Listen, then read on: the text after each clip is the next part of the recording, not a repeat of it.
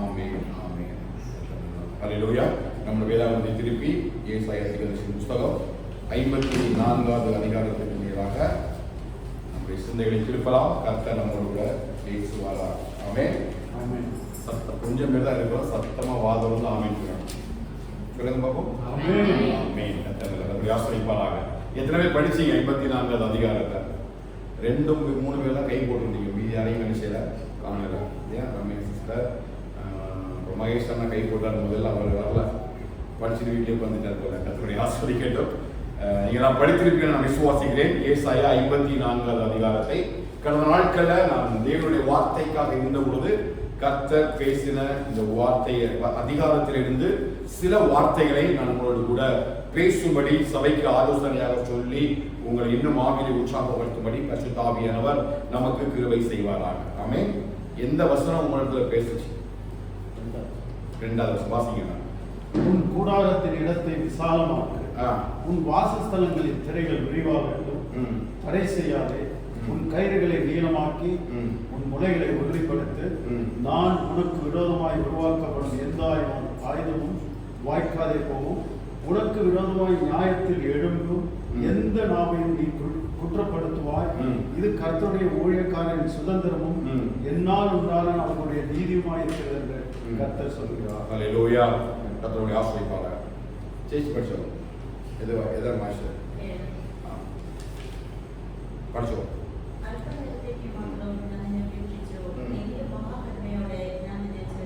ഈ വചനം സംസാരിച്ചിട്ടുള്ളത് പഠിക്കുന്ന സമയത്ത് പരിചയപ്പെട്ട വചനമാണ്. ഞാൻ രമ്യക്ക് പറഞ്ഞിരുന്നു ചേച്ചിയെടുത്ത് പഠിക്കാൻ പറയണം. ഇന്ന് നമ്മൾ പറയാൻ പോണ ഈ ചെയ്തിൻ്റെ കൂടുതൽ വാക്ക് ചേച്ചിനായിരിക്കും. അതാണ് ഞാൻ രമ്യക്ക് പറഞ്ഞു ചേച്ചിയെടുത്ത് കൂടി വായിക്കാൻ പറയുന്നത്. സൂന പഠിച്ചില്ല? പഠിക്കില്ല? മെസ്സേജ് പഠിക്കില്ല? വന്നിരിക്കില്ല? ஓகே. ரூபியை படிச்சீங்க. எந்த வசனம் உங்களுக்கு பேசிச்சு? சிருஷ்டிகரையும் நாயகர் சேனைகளின் கர்த்தர் என்பது அவருடைய நாமம். இஸ்ரவேலின் பரிசுத்தரும் மீட்பர். அவர் சர்வ பூமியின் தேவன் எனப்படுவார். மலைகள் விலகினாலும் பர்வதங்கள் நிலைபெயர்ந்தாலும் கிருபையும் மன்னித்து விலகாமலும் சமாதானத்தின் நிலப்படிக்கை நிலைபெயராமலும் இருக்கும் என்று உண்மை மனதில் தூக்கிற கர்த்தர் சொல்கிறார். ஆமென். கர்த்தருடைய ஆசீர்வாதம். இதை படிச்சீங்க. பிள்ளைகள் எல்லாரும் கர்த்தரால் போதிக்கப்பட்டிருப்பார்கள். பிள்ளைகளுடைய சமாதானம் பெரிதாயிருக்கும். ஆமென். கர்த்தருடைய ஆசீர்வாதம். ஜூல் படிச்சீங்களா? படிக்கல? என்ன படிச்சீங்க? அப்பகாலம் உள்ள கோபத்தினால் என் முகத்தை எப்பொழுது உனக்கு மறைத்தேன். ஆனால் நித்திய கிருபையுடன் உனக்கு இரண்டுவேன் என்று கர்த்தராகிய உன் மீட்பர் சொல்கிறார். ஹல்லேலூயா. கர்த்தர் அந்த வசனத்தின்படியே ஆசீர்வதிக்கிறார். இன்னைக்கு நம்ம கேட்க போற என்ன செய்தின்னு கேட்டீங்க அப்படின்னா 7வது வசனத்தில் இருந்துதான் கர்த்தர் நம்மோட கூட பேச போகிறார். ஆமென். இந்த 7வது வசனத்தினோட வார்த்தை இருந்தா இன்னைக்கு மெசேஜ் எனக்கு தெரியும். இந்த வார்த்தை நீங்க பேசுவீங்க எனக்கு தெரியும். இமை பொழுது உன்னை கைவிட்டேன், ஆனாலும் உருக்கமான இரக்கங்களால் உன்னை சேர்த்து கொள்ளுவேன். ஆண்டவராகிய தேவன் ஏசாயா தீர்க்கதரிசியின் மூலமாக இஸ்ரவேல் ஜனங்களுக்கு கொடுத்த ஒரு வாக்குத்தத்தத்தின் வார்த்தை தான் இந்த வார்த்தை. ஆண்டு என்ன சொல்ற அப்படின்னா, இமை பொழுது நான் உன்னை கைவிட்டேன், உருக்கமான இரக்கங்களால் நான் உன்னை அணைத்துக் கொள்ளுவேன். ஆனா வேத வசனம் நமக்கு கொடுக்கிற நம்பிக்கை வாக்குத்தத்தம் என்ன? நான் உன்னை விட்டு விலகிறதும் இல்லை, உன்னை கைவிடுகிறதும் இல்லை என்று சொல்லி யாக்கோபினுடைய சந்ததிக்கு, இஸ்ரவேலுடைய சந்ததிக்கு ஆண்டவர் வாக்குத்தத்த வசனங்களை கொடுத்தாலும் சில இடங்களிலே சில நேரத்திலே ஆண்டவராகிய தேவன் சில காரியங்களை இந்த இஸ்ரவேல் ஜனங்களுடைய வாழ்க்கையில அனுமதித்தார். அது எதற்கு அனுமதித்தார், எவ்வளவு நேரம் அனுமதித்தார் என்று சொல்லி காலத்தையும் நேரத்தையும் தான் இங்க ஏசாயா தீர்க்கதரிசி மூலமா இங்க நமக்கு கொடுக்கப்பட்டிருக்கிறது. அவருடைய கோபத்தினுடைய அளவு எவ்வளவு நேரம் கேட்டீங்கன்னா இமை பொழுது. இமை பொழுதுனா நம்முடைய இமையை மூவ் பண்ண டைம் தான் இமை பொழுது. அவர் என்ன செய்யறார், நம்மை கைவிட்டாராம். அந்த இஸ்ரவேல் ஜனங்களை கைவிட்டு உருக்கமான இரக்கங்களால் அவர்களை சேர்த்துக் கொள்வேன் என்று சொல்லி இங்கே வாக்குத்தத்தம் பண்ணுகிறார். இது யாருக்கு சொல்லுகிறார் என்று சொன்னால் இஸ்ரவேலுடைய சந்ததிக்கு, யாக்கோபினுடைய சந்ததிக்கு சொல்லுகிறார். இந்த வசனத்தை வைத்துதான் அந்த 8வது வசனத்தை வாசிக்கும் பொழுது, அற்ப காலம் மூண்ட கோபத்தினால் என் முகத்தை இமை பொழுது உனக்கு மறைத்தேன், ஆனாலும் நித்திய கிருபையுடன் உனக்கு இறங்குவேன் என்று கர்த்தராகிய உன் மீட்பர் சொல்லுகிறார். இப்ப இமை பொழுது எதற்கு உன்னை கைவிட்டார்? எதென்ன ரீசனுக்காக? இல்லையா? அவர் கைவிடாத தேவன், அவர் சொன்னதை செய்கிற தேவன், வாக்குத்தத்தத்துல உண்மை உள்ள தேவன், வாக்கு மாறாத தேவன் என்று சொல்லி அவருடைய வாக்குத்தத்தங்களை குறித்து, அவருடைய அற்புதங்களை குறித்து, அதிசயங்களை குறித்து வேத நமக்கு அவ்வளவு விரிவான விளக்கங்களை தந்தாலும் சில இடங்களில சில காரியங்களை கர்த்தர் செய்கிறார். சில காரியங்களை நம்முடைய வாழ்க்கையில அனுமதிக்கிறார். அது எதற்காக என்று சொன்னால் நம்முடைய வாழ்க்கையில செய்கிற சில காரியங்களுக்காக. இப்ப ஏசாயா 57 அதிகாரம் 17 வசனத்தை வாசிங்க. ஏசாயா 57:17 வாசிங்க. நான் அவர்கள் பொருளாசை என்னும் அக்கிரமத்து நிமித்தமும் கடுங்கோபமாகி அவர்களை அடித்தேன். நான் அவர்கள் பொருளாசை என்னும் அக்கிரமத்து நிமித்தமும் கடுங்கோபமாகி அவர்களை அடித்தேன். நான் மறைந்து கடுங்கோபமாய் இருந்தேன். தங்கள் மனம் போன போக்கிலே மாறுபாடாய் நடந்தார்கள். எதற்கு இந்த இஸ்ரவேல் ஜனங்களை அவர் இமைப்பொழுது கைவிட்டார்னு பாத்தீங்கன்னா, அவங்க வாழ்க்கையில இருந்த சில அக்கிரமங்களும் பாவங்களின் நிமித்தம் தான் அவர் கைவிடுகிறார். எவ்வளவு நேரம் கைவிட்டார்? இமைப்பொழுதுதான் கைவிட்டார். ஏன் இமைப்பொழுது கைவிட்டார்? அது ஃபுல்லா கைவிட்டா என்ன ஆகும்? அந்த 14 வருஷத்தை வாசிங்க. 57:16 வாசிங்க. ஏன் இமைப்பொழுது கைவிட்டார்னா 57:16. நான் எப்போதும் வழக்காட மாட்டேன். நான் என்றைக்கும் கோபமாய் இருப்பதில்லை. ஏனென்றால் ஆவியும் நான் உண்டு பண்ணின ஆத்துமாக்களும் என் முகத்துக்கு முன்பாக சோர்ந்து போகுமே. ஹல்லேலூயா. பாருங்க, அவர் அழகா சொல்றாரு பாருங்க, இமைப்பொழுதுதான் அவனை கைவிட்டேன். ஏன் அப்படின்னா உன்னுடைய அக்கிரமத்தின் நிமித்தம், இந்த இஸ்ரவேலுடைய அக்கிரமத்தின் நிமித்தமும் பாவத்தின் நிமித்தமும் ஒரு பாவத்தை அவர் முன்பதாக வைக்கிறார். என்ன பாவம்? பொருளாசை என்கிறதான அக்கிரமத்தின் நிமித்தம். அப்படி என்று சொன்னால் ஆண்டவரை தேடாமல் இவர்கள் யாரை தேடுகிறார்கள்? பொருள்களை தேடுகிறார்கள், உலகத்தை தேடுகிறார்கள். வானத்தையும் பூமியையும் படைத்த தேவனை அவர் ஆராதிக்காமல் உலக பொருட்களுக்கு, உலக சிநேகத்துக்கு இவர் அடிமைப்பட்டதுனால அது தேவனுடைய பார்வையில் அக்கிரமா மாறி போனதுனால கர்த்தர் என்ன சொல்றாரு? அந்த அக்கிரமத்தை நிமித்தம் நான் உங்க மேல கடும் கோபமா இருந்தேன். உங்களை சில இடங்களில் தண்டிக்க வேண்டிய சூழ்நிலை தண்டித்து விட்டேன். ஆனாலும் நிரந்தரமாக அல்ல.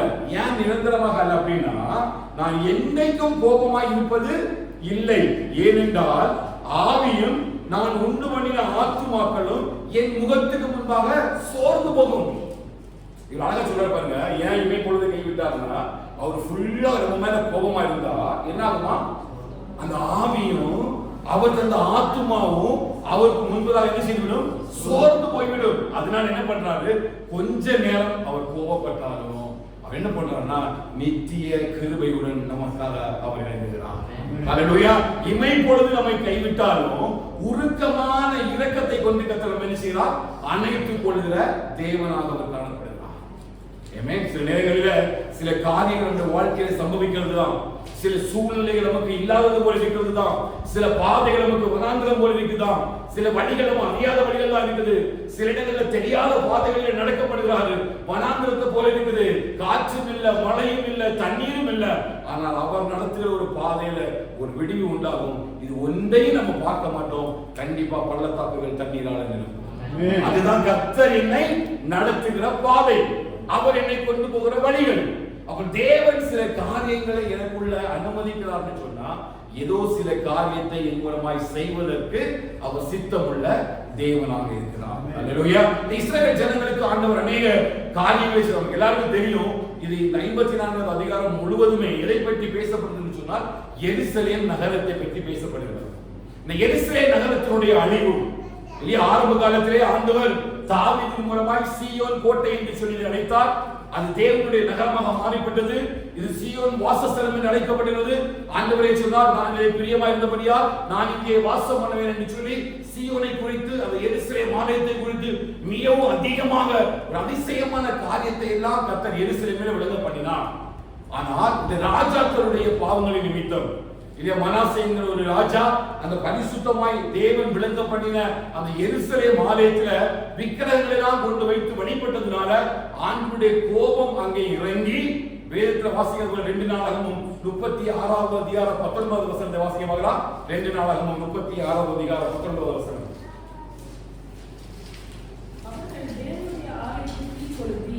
அவர்கள் அந்த தேவனுடைய ஆலயத்தை தீக்கொளுத்தி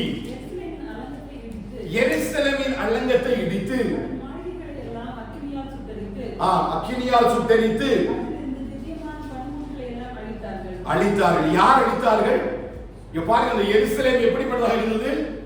ஆண்டவராகிய தேவன் கானான் தேசத்திலிருந்து எகிப்து தேசத்திலிருந்து இந்த ஜனங்களை எங்கே நடத்தி இருக்கிறார் என்று கவனிக்கணும். சரித்திரம் புரிஞ்சாதான் இந்த அதிகாரம் புரிந்து கொள்ள முடியும். மிக முக்கியமான ஆவிக்குரிய ரகசியங்களை இந்த 54வது அதிகாரம் நமக்கு வெளிப்படுத்துகிறது.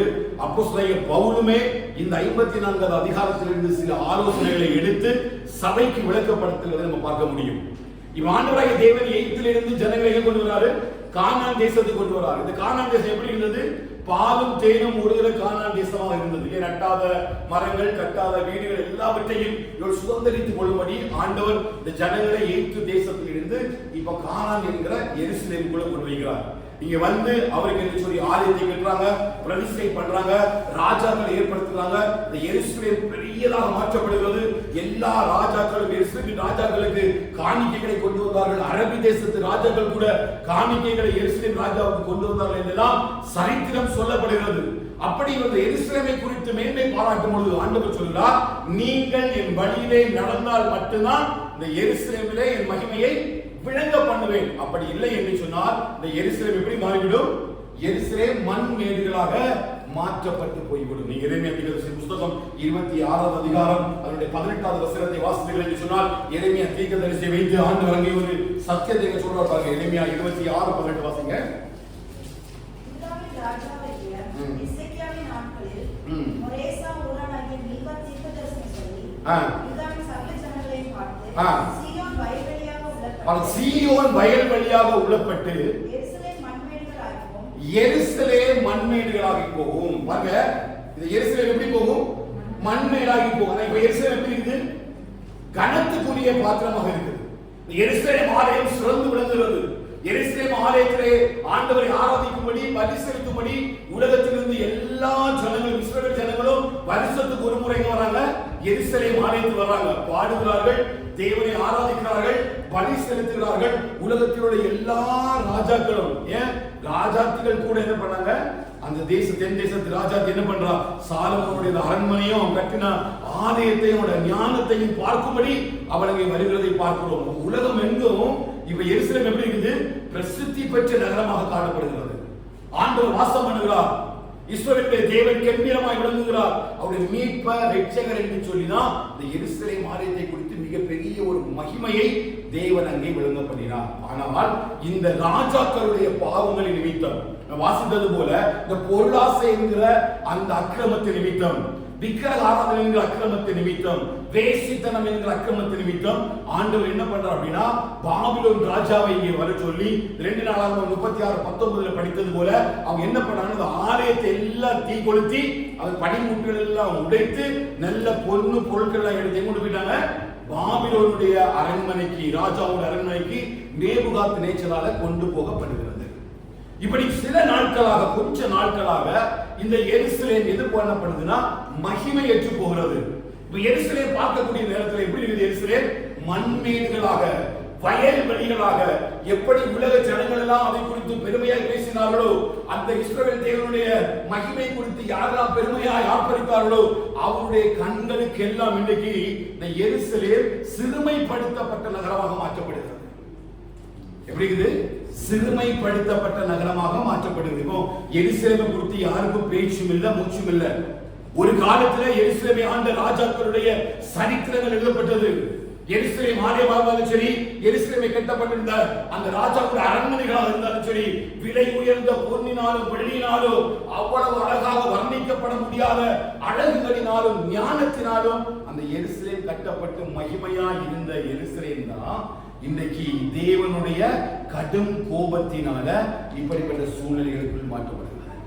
அப்படிப்பட்ட சூழ்நிலை மாற்றப்படுவதற்கு முன்பதாக ஏசாயா தீர்க்கதரிசியை வைத்து ஆண்டவர் இந்த ஜனங்களுக்கு ஒரு எச்சரிக்கை கொடுக்கிறார். இப்ப எருசலேமுடைய சூழ்நிலை என்ன அப்படின்னு பாத்தீங்கன்னா, இந்த 54வது அதிகாரம் முதல் வசனத்தை வாசிப்பாங்க. 54 முதல் வசனம், பிள்ளை பெறாத மலடியே மகிழ்ந்து பாடு, கர்ப்ப வேதனைப்படாதவளே கம்பீரமாய் பாடி ஆனந்த சத்தமிடு. போது பாருங்க, இங்க பிள்ளை பெறாத மலடியே, மலட்டு தன்மை குறிச்சு இல்லையா? இப்ப நமக்கு தெரியும், ஒரு குழந்தைக்காக எதிர்பார்த்து காத்து கொண்டிருக்கிற ஒரு குடும்பம் எந்த அளவுக்கு அவங்க தாகத்தோடு காத்திருப்பாங்க. வேற யாரை எடுக்க வேண்டாம், நம்ம அன்னாலை என்ன செய்யலாம், முன்ன கொண்டு வரலாம், சாராள முன்ன கொண்டு வரலாம். வேதத்தில் இருந்து ரெண்டு பேரையும் பாருங்க. சாராளுக்கு வாக்குத்தத்தம் பண்ணப்பட்டது, என்னது, குழந்தை வாக்குத்தத்தம் பண்ணப்பட்டது. அதே போல அன்னாலும் மிகுந்த அவமானத்துக்குள்ள நிந்தைக்குள்ள மாற்றப்பட்டு அவர் தேவனுடைய சமூகத்துல ஒவ்வொரு நாளும் தன்னுடையதான அந்த நிந்தை நிமித்தமாய் அவமானத்தின் நிமித்தமாய் அவள் கண்ணீரோடு கூட தேவனுடைய ஆலயத்தில் ஜெபிக்கிறதை பார்க்கிறோம். இதுதான் பொதுவாக ஒரு மலடியினுடைய தன்மை. அதைதான் சொல்லப்படுறீங்க. பிள்ளை பெறாத மலடி அப்படின்னா இன்னைக்கு எருசலேம் பிள்ளைகள் அற்றதாய், ஒரு காலத்துல நிறைய குழந்தைகள், வாலிபர்கள், மூப்பர்கள், உலகத்திலிருந்து சகல ஜனங்களும் இந்த எருசலேமில் வந்து என்ன பண்ணாங்க, ஆண்டவரை ஆராதித்தாங்க. பிள்ளைகள் எல்லாம் ஓடி விளையாடுறாங்க. கழிப்பான நகரமாய் மாற்றப்பட்டிருக்கிற எருசலேம் எப்படி மாற்றப்பட்டது பார்த்தீங்கன்னா, பிள்ளைகளற்ற ஒரு மலர்ந்தியுடைய அவருடைய மனநிலைமை எப்படி காணப்படுமோ அப்படிதான் இந்த எருசலேம் மாற்றப்பட்டிருக்கிறது. புரியுதா? அதனால ஆண்டவர் சொல்றாரு, மறுபடியும் இந்த எருசலேமை வந்து கர்த்தர் என்ன பண்ண போறா, நித்திய இரக்கங்களினால அதை முடிசூடப்பட போறார். சொல்ல புரியுதா? இப்ப இந்த எருசலேம் என்று நம்ம பேசுறோம் இல்லையா, இந்த எருசலேம் நம்ம காண்கிறதான இந்த இஸ்ரவேல் தேசத்தில் இருக்கிற எருசலேமை பற்றி அவர் இங்க பேசல. எந்த எருசலேமை பேசுறா பாத்தீங்கன்னா, மேலான எருசலேமை பற்றி பேசுகிறார். மேலான எருசலேம் அப்படின்னா நமக்கு தெரியும் இல்லையா. இப்ப கலாத்தியருக்கு வந்தீங்கன்னா 4வது அதிகாரம் 26வது வசனத்துல இந்த வசனத்தின் அடிப்படையில அப்போஸ்தலர் பவுல் கலாத்து சபைக்கு அழகான ஒரு சத்தியத்தை எழுத பாருங்க. வாசிங்க 4:26-27. மேலான எருசலேமோ சுயாதீனம் உள்ளவர், பிள்ளை பெறாத மலடியே மகிழ்ந்திரு,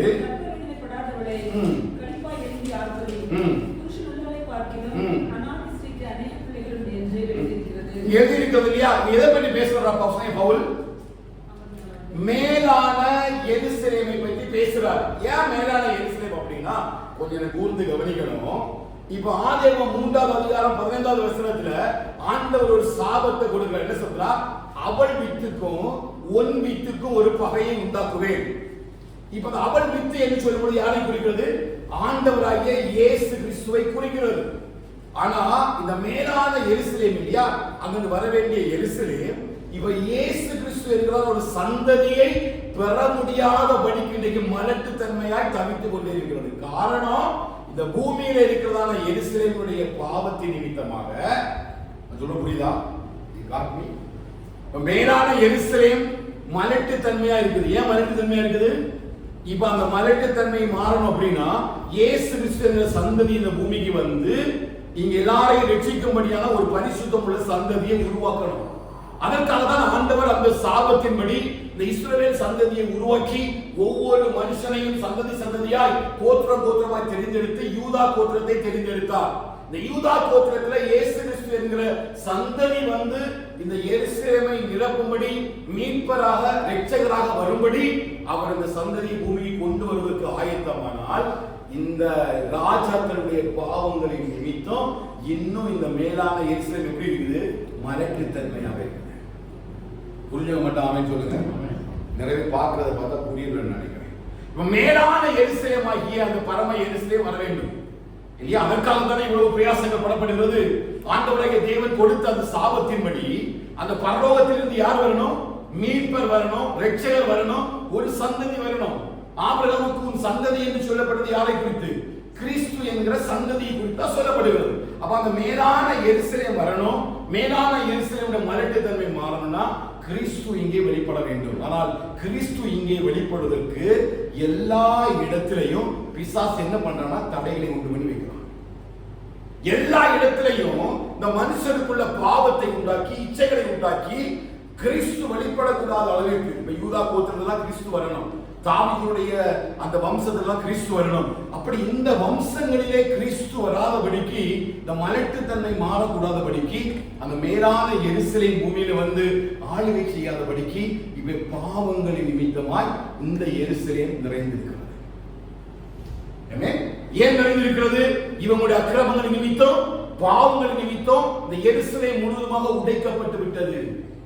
இப்ப ஆண்டவர் ஒரு சந்ததியை தெரிந்தெடுத்து அங்க வரணும். இந்த நாட்கள் எல்லாம் இருண்ட காலம் என்று சொல்லி அழைக்கப்படுகிறது. அதற்கு பின்புதான் அவர் யோசேப்பு மரியாள் மூலமாய் அந்த சந்ததியை இந்த பூமிக்கு கொண்டு வருகிறார். அந்த மலடியை குறித்து தான் இந்த 54வது அதிகாரத்துல 1வது வசனத்துல ஆண்டவர் சொல்றாரு, பிள்ளை பெறாத மலடியே நீ மகிழ்ந்து பாடு, கற்ப வேதனைப்படாதவளே நீ கெம்பீரமாய் பாடி ஆனந்த சத்தமிடு. வாழ்க்கைப்பட்டவருடைய பிள்ளைகளை பார்க்கிறோம், அநாத ஸ்திரீனுடைய பிள்ளைகள் அதிகம் என்று கர்த்தர் சொல்லுகிறார். ஆண்டவர் இப்ப என்ன செய்ய போறாருன்னா, மறுபடியும் தன்னுடைய சந்ததிய அவர் இங்க உருவாக்க போகிறார். அப்படின்னா இமை பொழுது அந்த ஜனங்களை கைவிட்டார் இல்லையா? இந்த இமை பொழுது என்று சொல்லும் பொழுது எத்தனை வருஷங்கள்? 70 வருஷங்கள். தானியேல் சொல்றார் இல்லையா, எரேமியா புஸ்தகத்தின் மூலமாய் என் ஜனத்தினுடைய சிறையிருப்பின் நாட்கள் 70 வருஷங்கள் என்பதை நான் அறிந்து கொண்டேன். இல்லையா படிச்சீங்களா? அப்ப 70 வருஷங்கள் தான் இந்த நாட்கள், உங்களுடைய சிறையிருப்பின் நாட்கள் எல்லாம் முடிய போகிறது. மறுபடியும் கர்த்தர் என்ன செய்ய போறார் சொன்னா, அந்த இரட்சகரை, மீட்பரை, இந்த பிள்ளைகளை என்ன செய்யறார், இஸ்ரவேல் தேசத்துல மறுபடியும் உருவாக்க போகிறார். அவர் நித்தியமான கிருபையுடனும் உருக்கமான இரக்கங்களினால் மறுபடியும் எருசலேமை சேர்த்துக் கொள்ள போகிறார். புரியுதா? ஆண்டவர் என்ன சொல்லுகிறார், இரக்கமான உருக்கங்களால் உன்னை எப்படி சேர்த்துக் கொள்ள போகிறார் அப்படின்னா, மறுபடியும் கர்த்தர் அந்த இஸ்ரவேலுக்கு என்று சொல்லி ஒரு மீட்பரை, இரட்சகரை கொண்டு வர போகிறார். அந்த மீட்பரும் இரட்சகரும் வரும் பொழுது இந்த சந்ததிகள் எல்லாம் தேவனுக்காக எழும்பி அந்த மேலான எருசலேமுடைய சந்ததி இந்த பூமியிலே உருவாகும்படி, இஸ்ரவேலிலே பிள்ளைகள் எல்லாம் தெருக்களிலே ஓடி விளையாடும்படி, வாலிபர்கள் எல்லாம் ஆண்டவரை ஆராதிக்கும்படி, மறுபடியும் தேவன் இந்த எருசலேமிலே ஒரு ஆலயத்தை கட்டி மறுபடியும் கர்த்தரை ஆராதிக்கத்தக்க, துதிக்கத்தக்க நிலையான ஒரு காரியத்தை எருசலேமிலே கர்த்தர் செய்ய போகிறார் என்பதை தான் கர்த்தர் இந்த 1வது வசனத்தில் சொல்கிறார். அல்லேலூயா. 2வது வசனத்தை பாருங்க, உன் கூடாரத்தினுடைய இடத்தை விசாலமாக்கு, உன் வாசஸ்தலத்தின் திரைகள் விரிவாகட்டும், தடை செய்யாதே, உன் கயிறுகளை நீளமாக்கி உன் முளைகளை உறுதிப்படுத்து, நீ வலபுறத்திலும் இடபுறத்திலும் இடம் கொண்டு பெருகுவாய், உன் சந்ததியார் ஜனங்களை சுதந்திரித்துக் கொண்டு பாழாய் கிடந்த பட்டணங்களை குடியேற்றிப்பார்கள். என்ன வசனம் சொல்லு பாருங்க, உன்னுடைய இடத்தை எல்லாம் என்ன செய்து விசாலமாக்க. புரியுதா? ஏன் விசாலமாக்கு? இப்ப இருக்கக்கூடிய சூழ்நிலையில இந்த எருசலேம்ல எதுதான் காணப்படுது? மண்ணிலாய் காணப்படுது. இந்த எருசலேம் வயல்வெளியாய் உழப்பட்டு போனதுனால இங்கே குடியிருப்பதற்கு என்ன இல்ல? கவனிக்கிறீங்களா? இப்ப எருசலேமுடைய நிலைமை எப்படி இருக்குது? மண்மேடா இருக்குது, வயல்வெளியா உழப்பட்டு இருக்கிறது. எருசலேமிலே குடியிருப்பதற்கு யாருமே இல்ல. அவமானத்தையும் நிந்தையையும் சுமந்து இனி எருசலேம் மேலே எழும்புவதில்லை என்று சொல்லி சத்துருக்கள் எழும்புகிறார்கள்.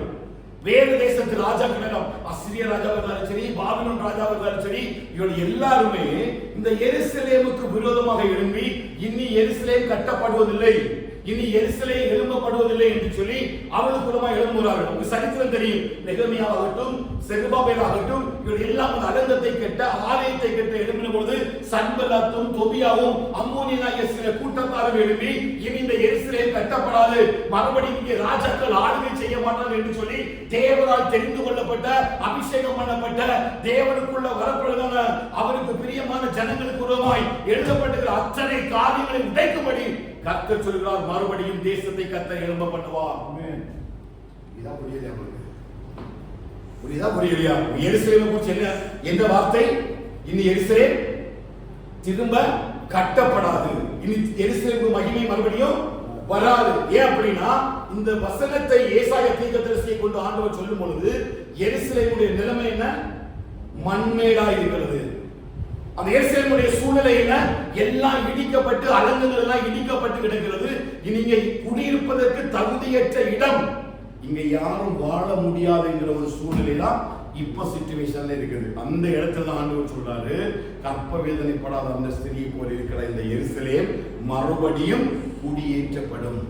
மறுபடியும் பிள்ளைகளினாலையும், மறுபடியும் வாலிபர்களினாலையும், மறுபடியும் மூப்பர்களினாலையும், ஆண்டவரை ஆராதிக்கிற ஜனங்களினாலையும் மறுபடியும் அது நிரப்பப்படும் என்று சொல்லி கர்த்தர் சொல்லுகிறார். அப்படி நிரப்பப்படும் பொழுது அந்த கூடாரத்தினுடைய இடம் என்ன இருக்கும்? 2வது வசனம் சொல்றது, கூடாரத்தின் இடத்தை விசாலமாக்கிய பெருக்கம் வர வர வர இருக்கிற இடம் என்ன செய்யாது? சொல்லுங்க. பேச புரியுதா? என்ன புரியுது? எருசலேமை குறிச்சு எல்லாம் தப்பா பேசுறாங்க இல்லையா? நிறைய தப்பா பேசுறாங்க. எருசலேம் வந்து தெரிந்து கொள்ளப்பட்ட இடம், தேவனால் அபிஷேகம் பண்ணப்பட்ட இடம் இல்லையா? தேவன் நம்ம என்ன செய்றாரு? தெரிந்தெடுத்திருக்கிறாரு. அவருடைய அபிஷேகம் நம்ம மேல இருக்கும், அவருடைய தெரிந்தெடுப்பு நம்ம மேல இருக்கும். அவர் நம்மை அழைத்திருக்கிறார், அவர் நம்மை அபிஷேகித்திருக்கிறார். யாரு நம்மளை கைவிட்டாலும் அவர் நம்மளை என்ன செய்ய மாட்டாரு? கைவிட மாட்டார். பேசுறவங்க நிறைய பேர் பேசுவாங்க, சம்சாரிக்கிற ஒருபாடு பேர் சம்சாரிக்கும். நம்மள எழுக்கி இல்ல, ஜீவிக்கு இல்ல, மதிக்கும், நம்மளை குறித்து பறைந்து ஒருபாடு பேரா இருக்கும். ஆனா தெய்வத்தின் கண்கள் நம்ம இருக்கிற சமயத்து தெய்வம் கண்டிப்பா இதை கொண்டு செய்யும்.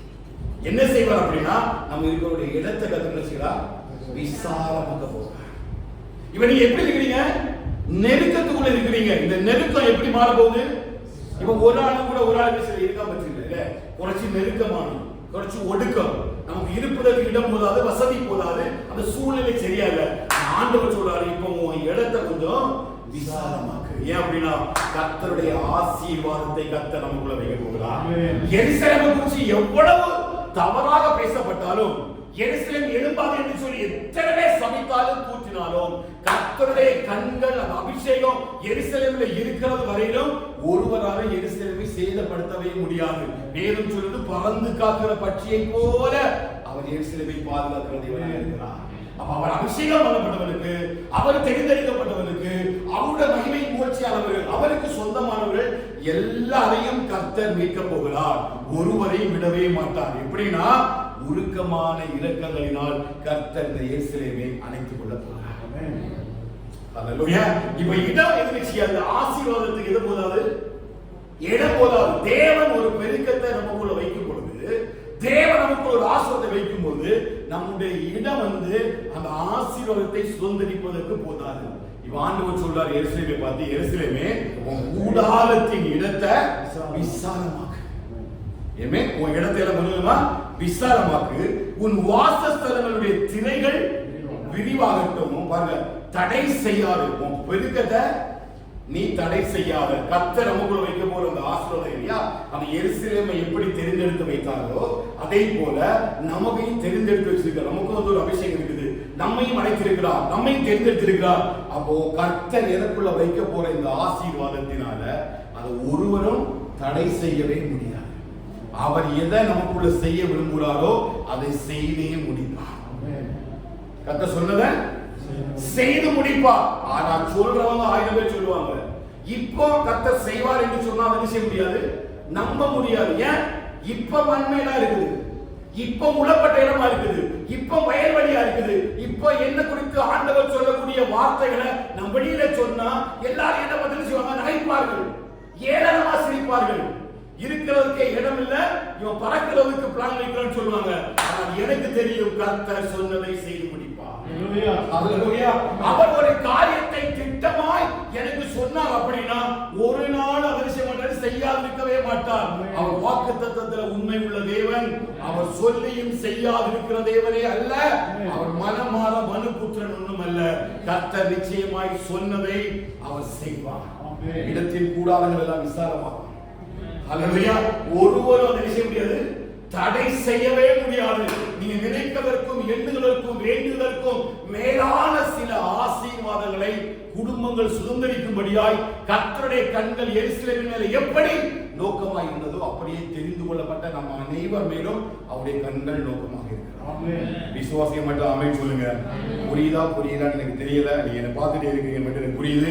கண்டிப்பா இந்த வார்த்தைகள் உங்களுடைய இருதயத்தை ஆளுகை செய்வதாக. யாரோ ஒரு ஆளுக்கு முக்கியமான சேச்சிக்கு வார்த்தை லோகன சமய தெய்வம் பரஞ்சான பரண்டது. தெய்வம் நிങ്ങളുടെ சகலத்தையும் எல்லாத்தையும் செய்யும் விசாலமாக்குவார். உங்களுடைய நெருக்கத்தை எல்லாம் கத்தனை செய்வார், விசாலமாக்குவார். உங்கள் வாழ்க்கையினுடைய நெருக்கங்கள் பாடுகள் எல்லாம் கொஞ்சம் கொஞ்சமா என்ன செய்யும்? விசாலமாகும். ஒருவரும் தடை செய்ய முடியாது. இப்ப இருக்கிற சூழ்நிலையை பார்க்காதுங்க. This is not the situation. கர்த்தர் வந்து நிச்சயமாய் சூழ்நிலைகளை மாற்றுகிறது. எதுவே சொல்றீங்க, எல்லாருக்கும் அவர் செய்வதற்கு வல்லமை உள்ள தேவனாக இருக்கும். 3வது வசனம் பாருங்க, நீ வலப்புறத்திலும் இடப்புறத்திலும் இடம் கொண்டு பெருகுவாய். அவன் வலப்புறமும் இடப்புறமும் எப்படி இருக்கும்? இடம் கொண்டு பெருகு. கர்த்தர் ஒண்ணு கொஞ்சம் கொஞ்சம் சொல்வாரு, விசாலமாக மாற்றுவார். இவன் வலதுபுறமும் உனக்கு நெருக்கம், இடதுபுறமும் நெருக்கம். முன்னாடி போக முடியாது, பின்னாடி போக முடியாது. நீ நடுவுல நின்று எல்லாருடைய வார்த்தைகளையும் கேட்டு ரொம்ப ஒடுக்கப்பட்டு தான் நினைக்கிறான். இதான் எருசலேம் சிச்சுவேஷன். என்ன, நடுவுல நிக்கிறாங்க, முன்னாடி பேசுறாங்க, பின்னாடி பேசுறாங்க, வலது பக்கம் பேசுறாங்க, இடது பக்கம் பேசுறாங்க. இப்ப நமக்கு பதில் சொல்வதற்கு நமக்கு வார்த்தைகளே இல்ல. யாருக்கு என்ன பதிலை சொல்ல வேண்டும், எந்த காரியத்தை சொல்ல வேண்டும் என்கிற பதில் இப்ப எருசலேமுடைய வாழ்க்கையில இல்ல. ஏன் அப்படின்னா முழுசுமா அங்கே தரைமாக்கப்பட்ட ஒரு சூழ்நிலை தான், வனாந்திரமாக மாற்றப்பட்ட ஒரு சூழ்நிலை தான். ஆண்டவர் என்ன சொல்றாருன்னா, நீ வலதுபுறமும் இடதுபுறமும் இடம் கொண்டு பெருகுவாய். விசுவாசிக்கிறீங்களா? நிச்சயமா கர்த்தர் நிறைவேற்றுவாரு. வலதுபுறமும் இடதுபுறமும் இடம் கொண்டு பெருகும்படி கர்த்தர் கிருபை செய்வார். ஏன் அப்படின்னா எருசலேமை தேவன் பிரியமாய் இருக்கிறார். அல்லேலூயா. நான் பிரியமாய் இருக்கிறபடியால நான் இங்க எதை செய்வேன், வாசம் பண்ணுவேன் என்று சொன்ன தேவன் அந்த எருசலேமில அவர் பிரியமாய் இருக்கும்படி விரும்புகிறார். அதனால ஆண்டவர் சொல்றாரு, அவருடைய ஆசீர்வாதம், அந்த மேலான எருசலேமுடைய ஆசீர்வாதம் இந்த இஸ்ரவேல் ஜனமாகிய அந்த எருசலேமுக்கு உள்ள பிரவேசிக்க போகிறது. அதனால உங்களுடைய இடங்கள் எல்லாம் பெரிதாகட்டும், உங்களுடைய வாழ்க்கையோட எல்லா காரியங்களையும் கர்த்தர் மேம்படுத்த விரும்புகிறார். இப்பொழுது இருக்கிற சூழ்நிலையை பார்க்காதுங்க, இப்ப இருக்கிற சிச்சுவேஷனை பார்க்காதுங்க, கர்த்தருடைய வார்த்தையை மட்டும் நம்புங்க. கர்த்தர் எதை உங்களுக்கு சொல்றாரோ அதை மட்டும் நம்புங்க. இந்த பிரசன்ட் சிச்சுவேஷன் அல்ல, இது ஒண்ணு நம்ம வாழ்க்கையில செயல்பட போகிறது. ஏன்னா காலங்களையும் நேரங்களையும் மாற்றுகிறவர் அவர், ராஜாக்களை விடப்பண்ணி ராஜாக்களை ஏற்படுத்துகிற தேவன் அவர். தேவனுடைய ராஜ்யத்தில் அவர் ஆளுகை செய்கிறார். ஒருவரை உயர பண்ணவும் தாழ பண்ணவும் கனத்தையும் மகிமையை யார் கொண்டு வருவான்னு கேட்டீங்கன்னா அவரால் மட்டும்தான் கொண்டு வர முடியும், வேற யாராலையும் செய்ய முடியாது. நம்முடைய பலமும் பராக்கிரமும் அல்ல, தேவனுடைய ஆவியினால மட்டும்தான் ஆகும். அது இஸ்ரவேலுக்கு அந்த எருசலேமுக்கு சம்பவிக்க போறதுதான் ஆண்டவர் சொல்றார் பாருங்க. அதாவது உன் சந்ததியார் ஜாதிகளை சுதந்தரித்துக் கொண்டு பாழாய் கிடந்த பட்டணங்களை குடியேற்றுவிப்பார்கள். இப்ப பட்டணம் எப்படி இருக்குது? எந்த பட்டணம்? எருசலேம். எப்படி இந்த பட்டணம்? எப்படி இந்த பட்டணம்? மகிமையா இருந்த பட்டணம், ராஜாக்கள் தேடி ஓடி வந்த பட்டணம். எருசலேமுக்கு போகணும்னு அவ்வளவு பிரியம். எருசலேம் ஒரு பெரிய நகரமா இருந்தது. எளிதாக யாரும் எங்க வர முடியாது, எருசலேமுக்குள்ள வர முடியாது. அவ்வளவு சுற்றுச்சுவர்கள், அவ்வளவு மதில்கள், 12 வாசல்கள், காவல் காக்கிறவர்கள், அங்கே பெரிய கோட்டை வாசல்லாம் இருந்தது. எல்லாருமே எருசலேமுக்குள்ள வர முடியாது. ஆனா இன்னைக்கு அவருடைய அக்கிரமத்தை நிமித்தம் ஆண்டவர் என்ன பண்ணிட்டார்னா மண்மேடுகளாய் வயல்வெளியாய் போட்டு விட்டார். ஆனா மறுபடியும் சொல்றாரு, அது கொஞ்ச நாள் தான், இமைப்பொழுதுதான். ஆனா உருக்கமான இரக்கங்களால் நான் உங்களை சேர்த்துக் கொள்ள விரும்புகிறேன். அல்லேலூயா. அப்படி சேர்த்துக் கொள்ளப்படும் பொழுதுதான் இந்த 1, 2, 3 இந்த ஆசீர்வாதத்தினுடைய மகிமையை அவர் அந்த எருசலேமுக்குள்ள கொண்டு வருகிறார். 4வது வசனம் பாருங்க. பயப்படாதே, நீ வெட்கப்படுவதில்லை, நானாதே, நீ இளைச்சை அடைவதில்லை. உன் வாலிபத்தின் வெட்கத்தை நீ மறந்து உன் விதவைகளின் நிந்தையை இனி நினையாதிருப்பாய். ஆமென். நீ கடந்து வந்த பாதைகள் எல்லாம் நினைச்சாத இனி நினைக்காத.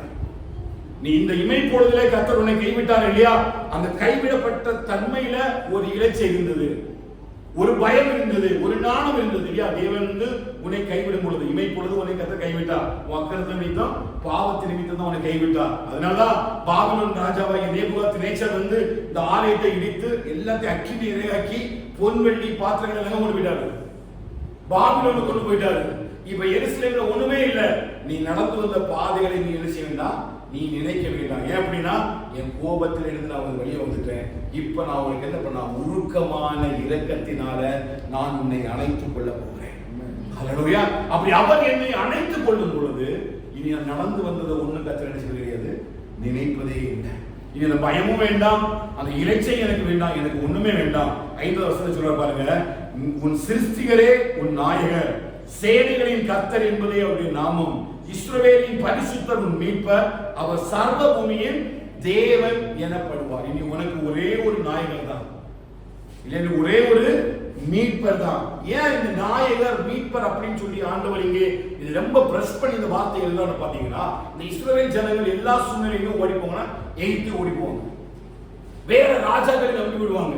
நமக்கு என்ன தெரியல, எசேக்கியா ராஜா வியாதிப்பட்டு மரண படுக்கையில் இருந்த பொழுது ஒரு ராஜா அனுப்புறான், நேபுசாரதான் அவனுடைய ராஜாவை அனுப்பும் பொழுது அவன் தன்னை எல்லா பண்டகசாலையும் திறந்தவனுக்கு காண்பிக்கிறான். ஏசாயா மறுபடியும் வந்து கேட்கிறார், அது யார், எதற்காக இங்கே வந்தார் என்று சொல்லும்போது நமக்கு தெரியும். சரித்திரம் சொல்றது ஆண்டவர் அவருடைய நாட்கள் இதை செய்யாமல் அவருடைய மகனாகிய மனாசேவின் நாட்களை கத்ததை செய்வார் என்று சொன்னால் அவர் சொல்றான், என் நாட்களாவது நீதியும் சமாதானம் இருக்குமே என்று சொல்லி தன்னை தேய்ச்சிக் கொள்கிறான். அப்படி எந்த சூழ்நிலையிலும் இவர் எங்க போறன்னு பாத்தீங்கன்னா எகிப்து ஓடி போயிடுவாங்க. உலகத்தினுடைய ஜனங்களிடத்தில் என்ன பண்ணுவாங்க, ஆலோசனைக்காக போவாங்க.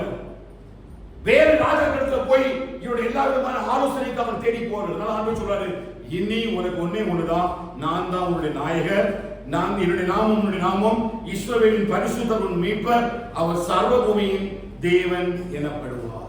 அல்லேலூயா. அப்ப உருக்கமான இரக்கத்துல இரண்டாவது காரியம் தான் காரியம். என்ன காரியம்னா, மறுபடியும் அவர் நம்மை அவருடைய மகனாக மகளாக சேர்த்துக் கொள்கிறார். புரியுதா? பாவங்களினாலும் அக்கிரமங்களினாலும் மரித்தவர்களாக இருந்த நம்மை மறுபடியும் என்ன பண்றாரு, அவருடைய குமாரனாகிய கிறிஸ்துவின் மூலமாக நம்மை அழைத்தவர் சொல்றாரு, இனி உனக்கு நாயகர் நான் தான், உன்னுடைய சிருஷ்டிகள் நான் தான், என்னுடைய நாமம் தான் உன்னுடைய நாமம், இந்த சர்வபூமியின் தேவனை நான் தான் என்று சொல்லி அவர் என்ன அவருடைய மகனாக என்னை அடாப்ட் பண்றார். அல்லேலூயா. ஆசீர்வாதம் மாத்திரமல்ல, பாருங்க, பரம எருசலேமுடைய மேலான அந்த எருசலேமுடைய பிளஸிங்ஸ் எப்படி இஸ்ரவேலுக்குள்ள வருது பாருங்க. முதலாவது அந்த இடத்துல அந்த சந்ததிகளை, கிறிஸ்து என்கிற சந்ததியை உருவாக்குறது மாத்திரமல்ல, அவர்களுக்கு தானே தேவனாக அறியப்படுகிறார். எப்படி கிறிஸ்து என்கிற சந்ததியை பூமியில கொண்டு வருகிறாரோ அதே போல அதே இடத்தை கிறிஸ்துவை போல அந்த இஸ்ரவேல் ஜனங்களையும் தம்முடைய பிள்ளைகளாக மாற்றுவேன் என்று சொல்லி வாக்கு கொடுக்கிறார். ஆமென். எப்படி கிறிஸ்து அவருக்கு மகனாக இருக்கிறாரோ அப்படி நம்மையும் மகனாக மகளாக அந்த கிறிஸ்துவினுடைய இரத்தத்தின் மூலமாக நம்மை மீட்டுக் கொடுக்கிறார். இதான் இரண்டாவது மேலான என்ற வாழ்க்கை. மூன்றாவது பாத்தீங்கன்னா 6வது வசனம், கைவிடப்பட்டு மனம் நொந்தவளான ஸ்திரியை போலவும் இளம் பிராயத்தில் விவாகம் செய்து தள்ளப்பட்ட மனைவியை போலவும் இருக்கிற உன்னை கர்த்தர் அழைத்தார் என்று தேவன் சொல்கிறார். நீ எப்படி இருந்தா அப்படின்னா, கைவிடப்பட்டு மனம் நொந்த ஸ்திரியை போலவும். ஒரு பெண்ணை குறித்து இந்த எருசலேமை குறித்து எப்படி எழுதப்பட்டதுன்னா, ஒரு பெண்ணை உருவமாக வைத்து உவமையாக வைத்து இந்த எருசலேம் ஒரு பெண்ணை ஒப்பிடப்பட்டு வைக்கப்படுகிறது. முதலாவது அவள் எப்படி இருந்தால்னா, பிள்ளை பெறாத மலடியாகவும் கற்ப வேதனை படாதவளாக இருந்தார். இரண்டாவது எப்படி இருக்கிறா, கைவிடப்பட்டு மனம் நொந்த ஸ்திரியை போல. இப்ப எல்லாராலும் கைவிடப்பட்டு யாருமே அடைக்கலம் இல்ல, அவளை தேற்றுவாரோ ஆற்றுவாரோ அவளுக்கு துணை செய்வார் ஒருவரும் இல்லாம ஒரு ஸ்திரீ எப்படி தனியா உட்கார்ந்து நொந்து போய் இருப்பாளோ அதே போல இப்ப யார் உட்கார்ந்து பாத்தீங்கன்னா எருசலேம் உட்கார்ந்து இருக்கிறார். இவருக்கு அழகான ஒரு அலங்காரம் இருந்தது. தேவன் ஒரு மகிமையான அலங்காரத்தை இந்த எருசலேம் என்கிற ஸ்திரீக்கு கொடுத்திருந்தார். இந்த உலகத்திலே யாருக்கு கிடைக்காத ஒரு பெரிய அலங்காரம் யாருக்கு இருந்தது, இந்த எருசலேமுக்கு இருந்தது. அவளுக்குள்ள அதுவே ஒரு பெருமையாக மாறினது. எல்லாரும் அவளுக்காக வந்த பொழுது எல்லா ராஜாக்களுக்கு மேலாக தன்னை மேலாக உயர்த்தி பெரிய ராஜ்யபாரத்தை இஸ்ரவேலிலே தேவன் கட்டளையிட்ட பொழுது, எருசலேமை கர்த்தர் மேன்மைப்படுத்தின பொழுது இவள் எல்லாருக்கும் மேலாக தன்னை உயர்த்தி கொண்டார். அந்த உயர்வின் மூலமாக அந்த பெருமை தான் இவளை பாவத்துக்குள்ள விடப்படுகிறது. அந்த அலங்காரம் தான் இவருடைய ஆவிக்குரிய அலங்காரத்தை இந்த எருசலேமில் இருந்து மாற்றி போட்டது. இப்ப அவருடைய நிலைமை என்னவா இருக்குது, கைவிடப்பட்டு மனம் நொந்த ஒரு ஸ்திரியை போல இருக்கிறார். யாரு, எருசலேம். அந்த எருசலேமை ஆண்டவர் வர்ணிக்கும் பொழுது பண்றாரு. இப்ப எருசலேம் எப்படிப்பட்ட ஒரு சூழ்நிலை பாத்தீங்கன்னா, அவ யாராலும் வந்து விரும்பப்படத்தக்கதான ஒரு ரூபம் அவளுக்கு இல்லை. இப்ப எருசலேமுக்கு யாராவது போகணும்னு நினைச்சா யாரும் விருப்பம் இல்லை. இலவசமா வாங்க எருசலேமை கூட்டிட்டு போறனாலும் யாரும் வர மாட்டாங்க. ஏன்னா எருசலேம்னால எந்த நன்மையும் எந்த ராஜாவுக்கும் இல்ல. எருசலேமை குறிச்ச பயம் விட்டு போச்சு, எருசலேம் இருந்த மகிமை அட்டு போச்சு, எருசலேம் இருந்த சமாதானம் விட்டு போச்சு. இப்ப எருசலேம் எப்படி இருக்காரு பாத்தீங்கன்னா, நொந்து போய் உட்கார்ந்து இருக்கு. கைவிடப்பட்ட ஒரு ஸ்திரீக்கு ஒப்பாய் பால் கடிக்கப்பட்ட ஒரு நிலைமை காணப்படுது. இப்ப நம்ம இந்த எருசலேமை சாதாரணமா பேசிட்டு கடந்து போனாலும், இந்த எருசலேமுக்காக தேவன் செய்த திட்டங்களையும் ஆலோசனைகளையும் கொஞ்சம் யோசித்து பாருங்க. நம்ம நல்ல ஒரு இடத்தை வாங்கி அதை நல்ல அழகாக அலங்கரித்து விட்டு திடீரென்று சொல்லி அது ஒரு மகிமை இழந்து ஒரு பூமி இருந்துச்சுனாலையோ ஏதோ ஒரு காரியத்தினால அந்த நிலம் வெடித்து ஒன்றுக்கும் உதவாம போகும் பொழுது நம்முடைய பட்ட பிரயாசங்களின் நிமித்தமாய் நமக்கு எவ்வளவு வலியும் வேதனையும் இருக்கும் இல்லையா? ஆனா வேதத்தின்படி இந்த ஆவிக்குரியதான ஒரு பரம எருசலேமை ஆண்டவர் இந்த பூமியில கொண்டு வரும்படி சித்தம் கொள்கிற பொழுது அவருடைய சித்தத்தை விட்டு விலகி போனவள் தான் இந்த எருசலேம். எருசலேம் என்று சொல்லும் பொழுது தேவனால் தெரிந்து கொள்ளப்பட்ட தேவனுடைய ஜனம். யாரு? தேவனால் தெரிந்து கொள்ளப்பட்ட ஜனம். நமக்கு தான் ஆவிக்குரிய இஸ்ரவேலர் என்று சொல்லி பெயர் உண்டு. கர்த்தர் நம்மையும் தெரிந்தெடுத்திருக்கிறார். நம்மையும் கர்த்தர் வைத்திருக்கிறார். இப்ப அலங்காரமா வைத்திருக்கிறார். இப்ப கர்த்தர் நம்மையும் அவருடைய பிள்ளைகளாக வைத்திருக்கிறார். கர்த்தர் மகிமையாக வச்சிருக்கிறார். அவருடைய ரட்சிப்பை எனக்கு தந்திருக்கிறார். அவருடைய ஆவிக்குரிய வஸ்திரத்தை எனக்கு தந்திருக்கிறார். நீதியின் சால்வை தந்திருக்கிறார். இப்போ இந்த எருசலேமாய் இந்த சரீரமாக இருந்தாலும் சரி, தேவன் வாசம் பண்ணக்கூடிய இந்த ஸ்தலமாக இருந்தாலும் சரி, அல்லது என்னுடைய வாழ்க்கையில ஆண்டவராகிய ஆலயம் என்று சொல்லி பவுல் சொல்வது போல நாம் எல்லாம் தேவனுடைய ஆலயமாக இருக்கிறோம் என்று சொல்லி இந்த ஆலயமாகிய எருசலேமாக இருந்தாலும் சரி, ஒரு நாளும் தேவ மகிமையை இழந்து போய்விடுவதற்கு நம்ம ஒப்பு கொடுக்கிறதே சொல்ல புரியுதா? அவ்வளவு ஒரு மகிமையாதான் ஆண்டவர் எருசலேமை உருவாக்கினார். ஒண்ணுமே இல்லாம இருந்த எமோரியர், எபூசியர்களாலையும், அந்த 7 ஏவியர்களாலையும், அந்த கானானிய ராஜாக்களாலையும், இந்த பெலிஸ்திய ராஜாக்களாலையும், பாவத்தினாலும் அக்கிரமத்தினாலும் அமலேக்கியர் மூலமாக, அம்மோனியர் மூலமாக துடைத்தறியப்பட்ட ஒரு இடத்தை தான் ஆண்டவர் தன்னுடைய ஜனத்துக்கு கொடுத்து அந்த தேசத்தை கானானாக மாற்றி பாலும் தேனும் ஓடுகிற தேசமாக அதை கொடுத்தார். அதை உருவாக்குவதற்கு அவ்வளவு ஆண்டவர் பிரயாசப்பட்டார். அந்த எருசலேமை உருவாக்குவதற்கு கர்த்தருடைய பிரயாசம் அவ்வளவு பெரியது. எகிப்திலிருந்து அந்த ஜனங்களை நடத்தி கொண்டு வந்து 40 வருஷம் ஆந்திரத்தில் வைத்து வலது கையினாலும் பலத்த கரத்தினாலும் ஓங்கிய உயர்த்தினாலும் அவளெல்லாம் கொண்டு வந்து அந்த கானான் தேசத்துக்குள்ள கொண்டு வைத்து அங்கே இருக்கிறத அந்த ராஜாக்களை வெளியில விரட்டி கொஞ்சம் கொஞ்சமா அந்த காடுகளை எல்லாம் பட்டணங்களாக மாற்றி எல்லா நன்மைகளையும் செய்து பிரயாசத்தின் மேல பிரயாசப்பட்டு தான் இந்த எருசலேமை மகிமை உள்ள நகரமாக மாற்றினார். ஆனால் அவ்வளவு பிரயாசத்தின் பலனையும் இந்த எருசலேம் அறிந்து உணர்ந்து கொள்ளாமல் அத்தனை பாவங்களின் நிமித்தமாய் அவ்வளவு மகிமையும் இழந்து போய்விட்டது. உலகம் அப்படிதான் இருக்குது. பெரிய ஆவிக்குரிய ஜனங்கள் இன்னைக்கு அப்படிதான் இருக்கிறாங்க. கர்த்தர் நமக்கு இந்த ரட்சிப்பை கொண்டு வரும்படி எவ்வளவு பிரயாசப்பட்டால் பாருங்க. நம்ம எப்படிதான் இருந்தோம்? பாவத்தினாலையும் அக்கிரமத்தினாலையும் மலிக்குள்ளாக இருந்தோம். பூமியினுடைய கடையாந்திரங்களில் நாம் வாழ்ந்துட்டு இருந்தோம் இல்லையா? நமக்கு சொல்வதற்கு ஒரு பேர் இல்ல, நம்மளை பார்ப்பதற்கு சரியான பூமிகள் இல்ல, என்னை கேட்பதற்கு நாதியிட்டு தான் இருந்தேன். ஆனா கர்த்தருடைய அந்த உருக்கமான இரக்கங்கள் என்னை பார்த்ததுனால அவர் தம்முடைய குமாரனாகிய கிறிஸ்துவின் மூலமாக எனக்கு நல்ல வஸ்திரத்தை கொடுத்து நல்ல ரட்சிப்பை தந்து நித்திய ஜீவனை தந்து ஆவிக்குரிய போர்வைகளை எனக்குள்ள வைத்து கிருபையாய் கர்த்தர் என்னை நடத்தி இவ்வளவு பெரிய அலங்காரத்தை தந்து என்னை இன்றைக்கும் அந்த பரம எருசலேமுக்கு பங்குள்ளவனாய் மாற்றிக்கொண்டே இருக்கிறார். ஏசாயா மூலமாய் இவை சொல்லப்பட வேண்டிய அவசியம் என்ன தெரியுமா? ஒரு நாளும் நம்முடைய அக்கிரமங்களும் பாவங்களும் கர்த்தர் நமக்குள்ள உருவாக்கி வைத்திருக்கிற அந்த மகிமையான எருசலேமை அழிப்பதற்கு கிரியை செய்து வருகிறார் இல்லையா? அவ்வளவு பெரிய மகிமையான எருசலேமை எதனால ஆண்டவர் அழித்து போட்டார்? அந்த எருசலேமுடைய அக்கிரமத்தின் நிமித்தம், பாவத்தின் நிமித்தம். அவர் மகிமையாய் விளங்க பண்ணுவேன் என்று சொன்ன அந்த எருசலேமுக்குள்ள விக்கிரகங்களையும் பாவங்களையும் அக்கிரமத்தையும் கொண்டு வைத்ததுனாலதான் அந்த எருசலேம் அழிக்கப்பட்டு போனது, மண்மேடுகளாய் மாறப்பட்டு போனது. அதுபோல கர்த்தர் நம்மை எப்படி வச்சிருக்காரு? மகிமை உள்ள எருசலேமாக கர்த்தர் வச்சிருக்கிறார். ஒரு இடத்துக்கு நம்ம கைவிடல இல்லையா? எல்லா இடத்துல ரட்சிப்பு தந்திருக்காரு இல்லையா? எல்லா இடத்துல அழைத்துக் கொண்டு போறார் இல்லையா? சமாதானமாய் நடத்துகிறார் இல்லையா? அவர் ஆராதிப்பது கிருபை தந்திருக்காரு இல்லையா? இன்னும் அவர் நமக்குள்ளே வாசம் பண்ணுகிற தேவனாக இருக்கிறார். இருக்கிறாரா? வாசம் பண்ணுகிறாரா? அவர் நம்மை பார்க்கும் பொழுது நம்முடைய அக்கிரமத்தின் நிமித்தமாக நம்ம என்ன செய்யக்கூடாது? அந்த மகிமையை இழந்து போய்விடக்கூடாது. அதுதான் சொல்றாரு பாருங்க. இப்ப மகிமையை இழந்து விடும் பொழுது ஒரு மனுஷனோட வாழ்க்கை எப்படி மாறுது? கைவிடப்பட்டு மனம் நொந்த ஒரு சிறியனுடைய வாழ்க்கைக்கு நேராக மாறுது. அப்படின்னா இப்ப கர்த்தர் என்ன கூட இருக்கிறாரு? அவர் என்னை கைவிட மாட்டார், என்னை விட்டு விலக மாட்டார், என்னோடு கூட இருப்பார், என்னை விட்டு விலகுவதில்லை, என்னை கைவிடுவதில்லை என்று சொல்லி வாக்குத்தத்தத்தோடு வாழ்கிற ஒரு பரம எருசலேமுக்குரியதான் அந்த ஸ்திரீ அந்த தேவனை விட்டு வெளியில வரும் பொழுது இவளுக்குரிய வாக்குத்தத்தங்கள் என்ன பண்றது? எடுக்கப்படுகிறது. இப்ப இவனுக்கு ஒண்ணுமே இல்லை, இவன் தனியா இருக்கிறான். இவளை கேட்பதற்கு இப்ப யாருமே இல்லை. கள்ளர் கையில் அகப்பட்டாலும் சரி, கொள்ளைக்காரர் கூட அகப்பட்டாலும் சரி, இவர்களை விடுவிப்பதற்கோ இவர்களுக்கு நம்பிக்கை கொடுப்பதற்கோ இப்ப யாருமே இல்லை. அப்படிப்பட்ட ஒரு சூழ்நிலையில தான் ஆண்டவர் சொல்றாரு. அப்படிப்பட்ட நிலைமையில் இருந்த அந்த எருசலேமை தான் கர்த்தர் மறுபடியும் என்ன செய்தார்?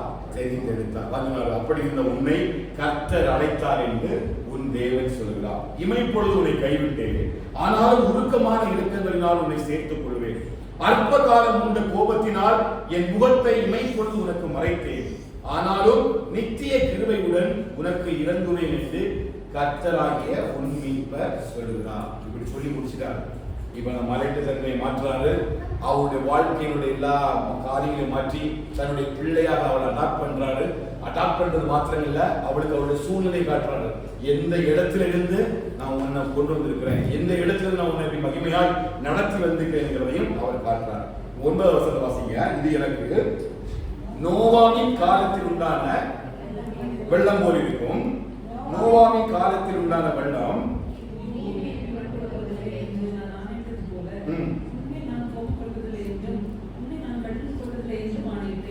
ஒரு உடன்படிக்கையை ஏற்படுத்துறாரு எருசலேம் கூட, இல்லையா? அந்த மீட்பை கொண்டு வரும் பொழுது, அந்த ரட்சிப்பை கொண்டு வரும் பொழுது ஒரு உடன்படிக்கையை இந்த எருசலேம் கூட கொண்டு வர. என்ன கொண்டு வர்றாருன்னா, நோவாவினுடைய காலத்திலே கர்த்தர் உடன்படிக்கை ஏற்படுத்துறாரு. யாரோட கூட? நோவாவுக்கும் அவருடைய குமாரனுக்கும் உடன்படிக்கை ஏற்படுத்துறாரு. என்ன உடன்படிக்கை? இனி நான் ஜலத்தினால அடிப்பதில்லை. என்ன பண்ணாரு? ஒரு வானவில்லை வச்சு ஒரு நித்திய உடன்படிக்கை ஏற்படுத்தாதான் சொல்றாரு. அந்த நோவாவின் காலத்தில் உண்டான வெள்ளம் இனி பூமி மேல் புரண்டு வருவதிலிருந்து நான் ஆணையிட்டது போல உன்னை நான் கோபம் கொள்வதில்லை என்றும் உன்னை நான் கடிந்து கொள்வதில்லை என்றும் ஆணையிட்டேன். இனி நான் என்ன பண்ண மாட்டேன்? கோபம் கொள்ள மாட்டேன். இனி நான் என்ன பண்ண மாட்டேன்? கடிந்து கொள்ள மாட்டேன். ஏதோ ஒரு சின்ன ஒரு காரியத்திற்காக இமைப்பொழுது நான் உன்னை கைவிட்டேன். அந்த கைவிடப்படுதல் நிமித்தமாக இவ்வளவு பெரிய பாதிப்பை எதற்குள்ள ஏற்படுத்தினா எருசலேமுக்குள்ள வந்துருச்சு. அது கொஞ்ச நேரம் தன்னுடைய முகத்தை மறைத்ததுனால, இல்ல அந்த இமைப்பொழுது அந்த எருசலேமை அந்த அக்கிரமத்தின் நிமித்தம் கைவிட்டதுனால இந்த எருசலேமை பார்க்கக்கூடிய நேரத்துல இவ்வளவு பெரிய பாதிப்பை ஏற்படுத்தி விட்டது. அப்ப கர்த்தர் கண்டிப்பா நம்முடைய தப்புகளுக்கு எல்லாம் என்ன தருகிறார்? என்ன தருவார்? சிக்ஷை உண்டா இல்லையா? கண்டிப்பா உண்டு, இல்லையா? அதனாலதான் ரோமர் 3வது அதிகாரத்தில் அழகான வசனத்தை பவுல் அந்த ரோமர்களுக்கு அழகாக எழுதுவாரு. நம்முடைய அநீதி வெளிப்படும் பொழுது தேவன் நீதி செய்வதனால தேவன் அநீதி உள்ள தேவன் என்று சொல்ல முடியுமோ? புரியுதா? அப்ப தேவன் நம்ம தவறு செய்யும் பொழுது, சத்தியத்தை விட்டு விலகும் பொழுது, தேவனுடைய வார்த்தையை விட்டு விலகும் பொழுது, அவர் தந்திருக்கிற ரட்சிப்பையும் அந்த நீதியையும் நம்ம விட்டு விலகும் பொழுது நமக்கு என்ன கொண்டு வர்றாரு? சிக்ஷையை கொண்டு வர்றாரு. வரலாறு ஐயா, இதுதான் 3வது அதிகாரம். ரோமர் 3வது அதிகாரம் வாசிக்க. நான் இந்த வசனம் நினைக்கிறேன். 3 6வது வசனம் வாசிக்க. அப்படி சொல்லக்கூடாது. சொல்லக்கூடுமானால் தேவன் உலகத்தை 5வது வசனம் வாசிக்கலாம். நான் மனுஷர் பேசுகிற பிரகாரமாய் பேசுகிறேன். நான் மனுஷர் பேசுகிற பிரகாரமாய் பேசுகிறேன். நம்முடைய அநீதி தேவனுடைய நீதியை விளங்க பண்ணினால் என்ன சொல்லுவோம்? நம்முடைய அநீதி தேவனுடைய நீதியை விளங்க பண்ணினால் நம்ம என்ன சொல்லுவோம்? இப்ப நிறைய பேர் என்ன பண்றாங்க? ஆண்டவர் செய்ய மாட்டாரு, கோபப்பட மாட்டாரு, கிருபையை வச்சு மூடி பாதுகாப்பார் அப்படின்னு சொல்றாங்க.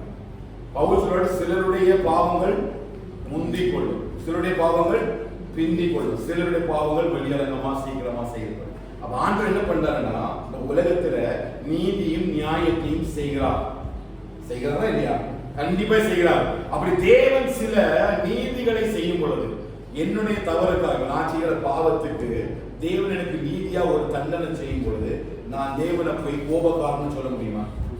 முடியாது. அப்படி சொன்னா அவர் எப்படி உலகத்தை நியாயம் தீர்க்க முடியும்? இல்லையா? அப்ப இந்த வசனத்தின் அடிப்படையில இமைப்பொழுது இந்த இஸ்ரவேல் ஜனத்தை இந்த எருசலேமை ஆண்டவர் கைவிட்டார்னா, ஆண்டவர் ஏற்கனவே சொன்னார், இஸ்ரவேலை நான் உன்னை விட்டு விலகுவதும் இல்லை, உன்னை கைவிடுகிறதும் இல்லை. இஸ்ரவேலை காக்கிற தேவன் உறங்குவதும் இல்லை, தூங்குவதும் இல்லை. அவங்க வலது பக்கத்திலே நல்லா இருக்கிறார். நிறைய வசனங்களையும் வார்த்தைகளையும் கர்த்தர் நமக்கு தந்திருக்கிறார் தான், இஸ்ரவேலுக்கு தந்திருக்கிறார் தான், இஸ்ரவேல் ஜனங்களுக்கு கொடுத்திருக்கிறார் தான். ஆனாலும் ஆண்டவர் சொல்றாரு, அவங்களுடைய அக்கிரமத்தின் நிமித்தம், அவருடைய அநீதி நிமித்தம் இமைப்பொழுத கர்த்தர் அவரை கைவிட்டார். அந்த இமைப்பொழுது கைவிட்டதுதான் எருசலேம் அவ்வளவு மண்மேடாய் மாற்றப்பட்டது. அப்படி மாற்றப்பட்டு போனாலும் கர்த்தர் மெரிசியல அப்படியே நிரந்தரமா விடல. ஏன் அப்படின்னா உருக்கமான இரக்கத்தினால் கர்த்தர் நம்மை அணைத்துக் கொள்கிற தேவனா இருக்கிறார். ஏன் சொல்ல அவருடைய கோபமோ ஒரு நிமிடம், அவருடைய தயவு நீடித்து பொறுமை, நீடித்த நாட்களாய் அந்த பொறுமை என்றால் நாம் காண்பிக்கிறார். நீடிய சாந்தத்தில் நம்ம வைக்கிறார். அவர் சில இடங்களில கர்த்தர் நம்மை உருவாக்குவதற்கு சில நியாயங்களை அவர் செய்ய வேண்டிய கட்டாயத்துக்குள்ள இருக்கிறார். அப்படிதான் பண்ணாரு. ஆனா அவர் மனசு கேட்குது. சில நேரங்களில நமக்கு சில காரியங்களை அனுமதிப்பார். நம்ம கண்ணீரோடு தெய்வ சமூகத்தில் ஒப்புரவாகி கொள்ளும் பொழுது அவைகளிலிருந்து கர்த்தர் நம்மை விடுதலாக்கி மறுபடியும் அவருடைய சமூகத்தை கொண்டு நிறுத்துகிறது இருக்கிறார். தாவீதுடைய பாவத்தில் அப்படிதான் தெய்வ சமூகத்தில் கதறுகிறோம். 51 சங்கீதத்தை எழுதும் பொழுது ஆண்டவரே உம்முடைய ஆவியை என்னை விட்டு எடுத்துக் கொள்ளாதீங்க, நிலைவரமான ஆவியை மறுபடியும் எனக்குள்ள கொண்டு வாங்கன்னு சொல்லி அவன் தெய்வ சமூகத்தில் வந்த பொழுது மறுபடியும் கர்த்தர் அந்த தாவீதை உருவாக்குறது போல மறுபடியும் கர்த்தர் எருசலேமை உருவாக்குவதற்கு ஒரு உடன்படிக்கை ஏற்படுத்துறார். என்ன உடன்படிக்கைனா, நோவாவுடைய காலத்துல எப்படி அந்த குடும்பத்தோடு உடன்படிக்கை ஏற்படுத்தினாரோ அப்படியே தேவன் தம்முடைய ஜனமாகிய நம்மோடு கூட அவர் பெரிய உடன்படிக்கையை அவர் ஏற்படுத்துகிறார். என்ன உடன்படிக்கைன்னு பாத்தீங்கன்னா, மலைகள் விலகினாலும்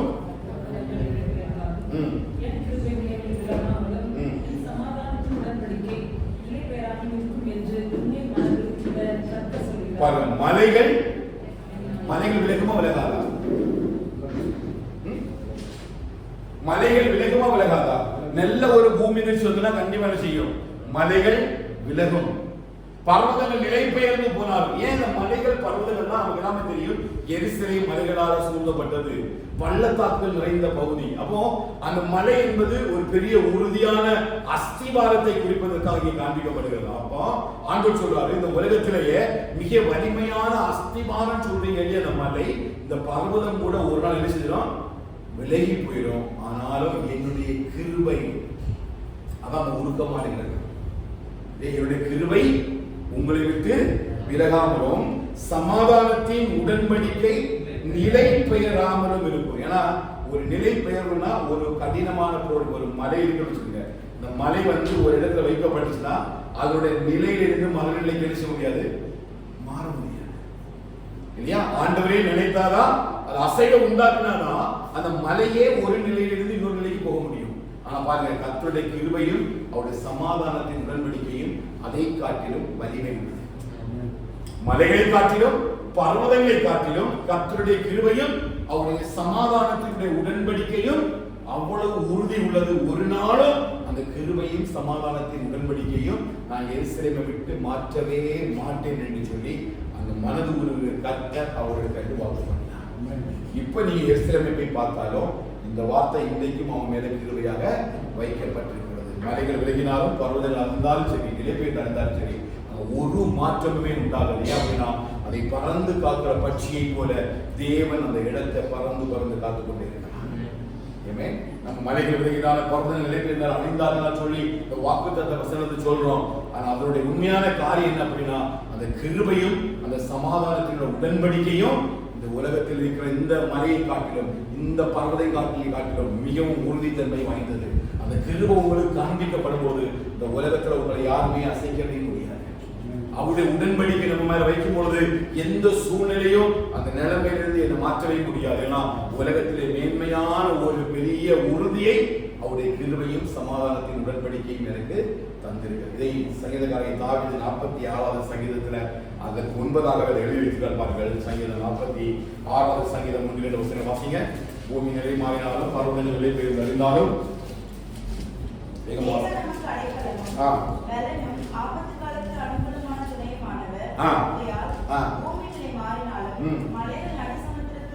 பூமி நிலை மாறினாலும் மலைகள் தேவன் நமக்கு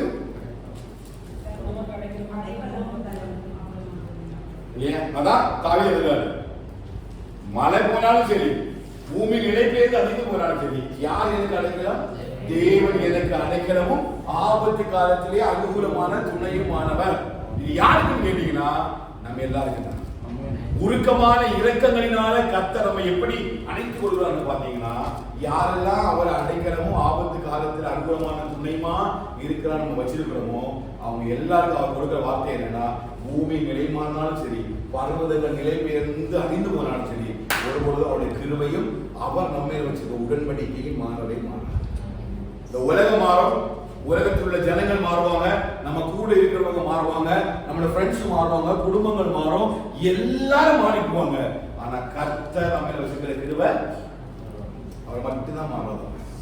வேற எல்லாரும் மாறி போயிடுவாங்க. அவர் எழுதி தந்திருக்கிற ஒரு வார்த்தையும் நம்மளை விட்டு மாறவே செய்யாது. ஆனா எல்லாம் மாறும். மலைகள் தான் மறைவோம். மலைகள் பெரிய மலைகள்ல பார்த்தா மாறுவதற்கு வாய்ப்பே இல்லை. பர்வதங்கள்லாம் ஒரு நாள் செய்யாது. நிலை பெயர்ந்து ஒரு நிலைமையிலிருந்து இன்னொரு நிலைக்கு போகவே முடியாது. ஆனா கர்த்தர் அதை விட மேலான ஒரு கிருபையை தம்முடைய ஜனமாகிய எருசலேமுக்குள்ள கர்த்தர் வைத்திருக்கிறார். அதுக்குள்ள ஒரு பெரிய மாற்றத்தை கர்த்தர் செய்கிறார், உண்டு பண்ண போறார். ஒருவேளை இப்போ உங்களுடைய சூழ்நிலை எப்படி எனக்கு தெரியாது. நான் மறுபடியும் இந்த வார்த்தையை சொல்றேன், கேட்கறது ஒவ்வொருக்கும் நான் பேசுறேன்.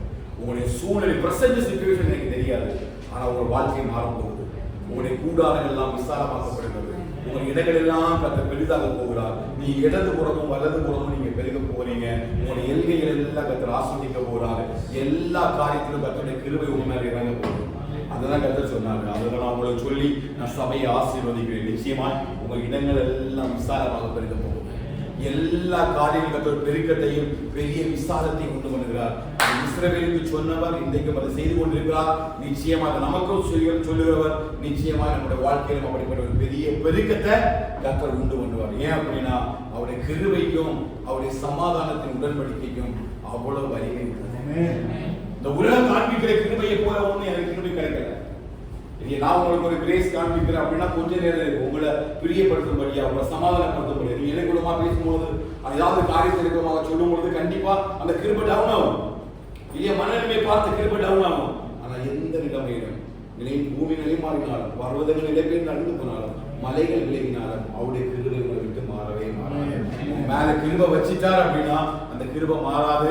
அவருடைய சமாதானத்தின் உடன்படிக்கை உங்க மேல வச்சிட்டார்னா அந்த சமாதானத்தின் உடன்படிக்கை மாறவே மாறாது. அந்த பரம எருசலேமாகிய இந்த எருசலேமுக்கு கொடுக்கப்பட்ட ஆவிக்குரிய ஆசீர்வாதங்களையும் பூமிக்குரிய ஆசீர்வாதங்களையும் கர்த்தர் சபைக்குள்ள வைக்க போகிறார். இப்ப அடுத்த பாருங்க 14வது வசனம் வாசிங்க.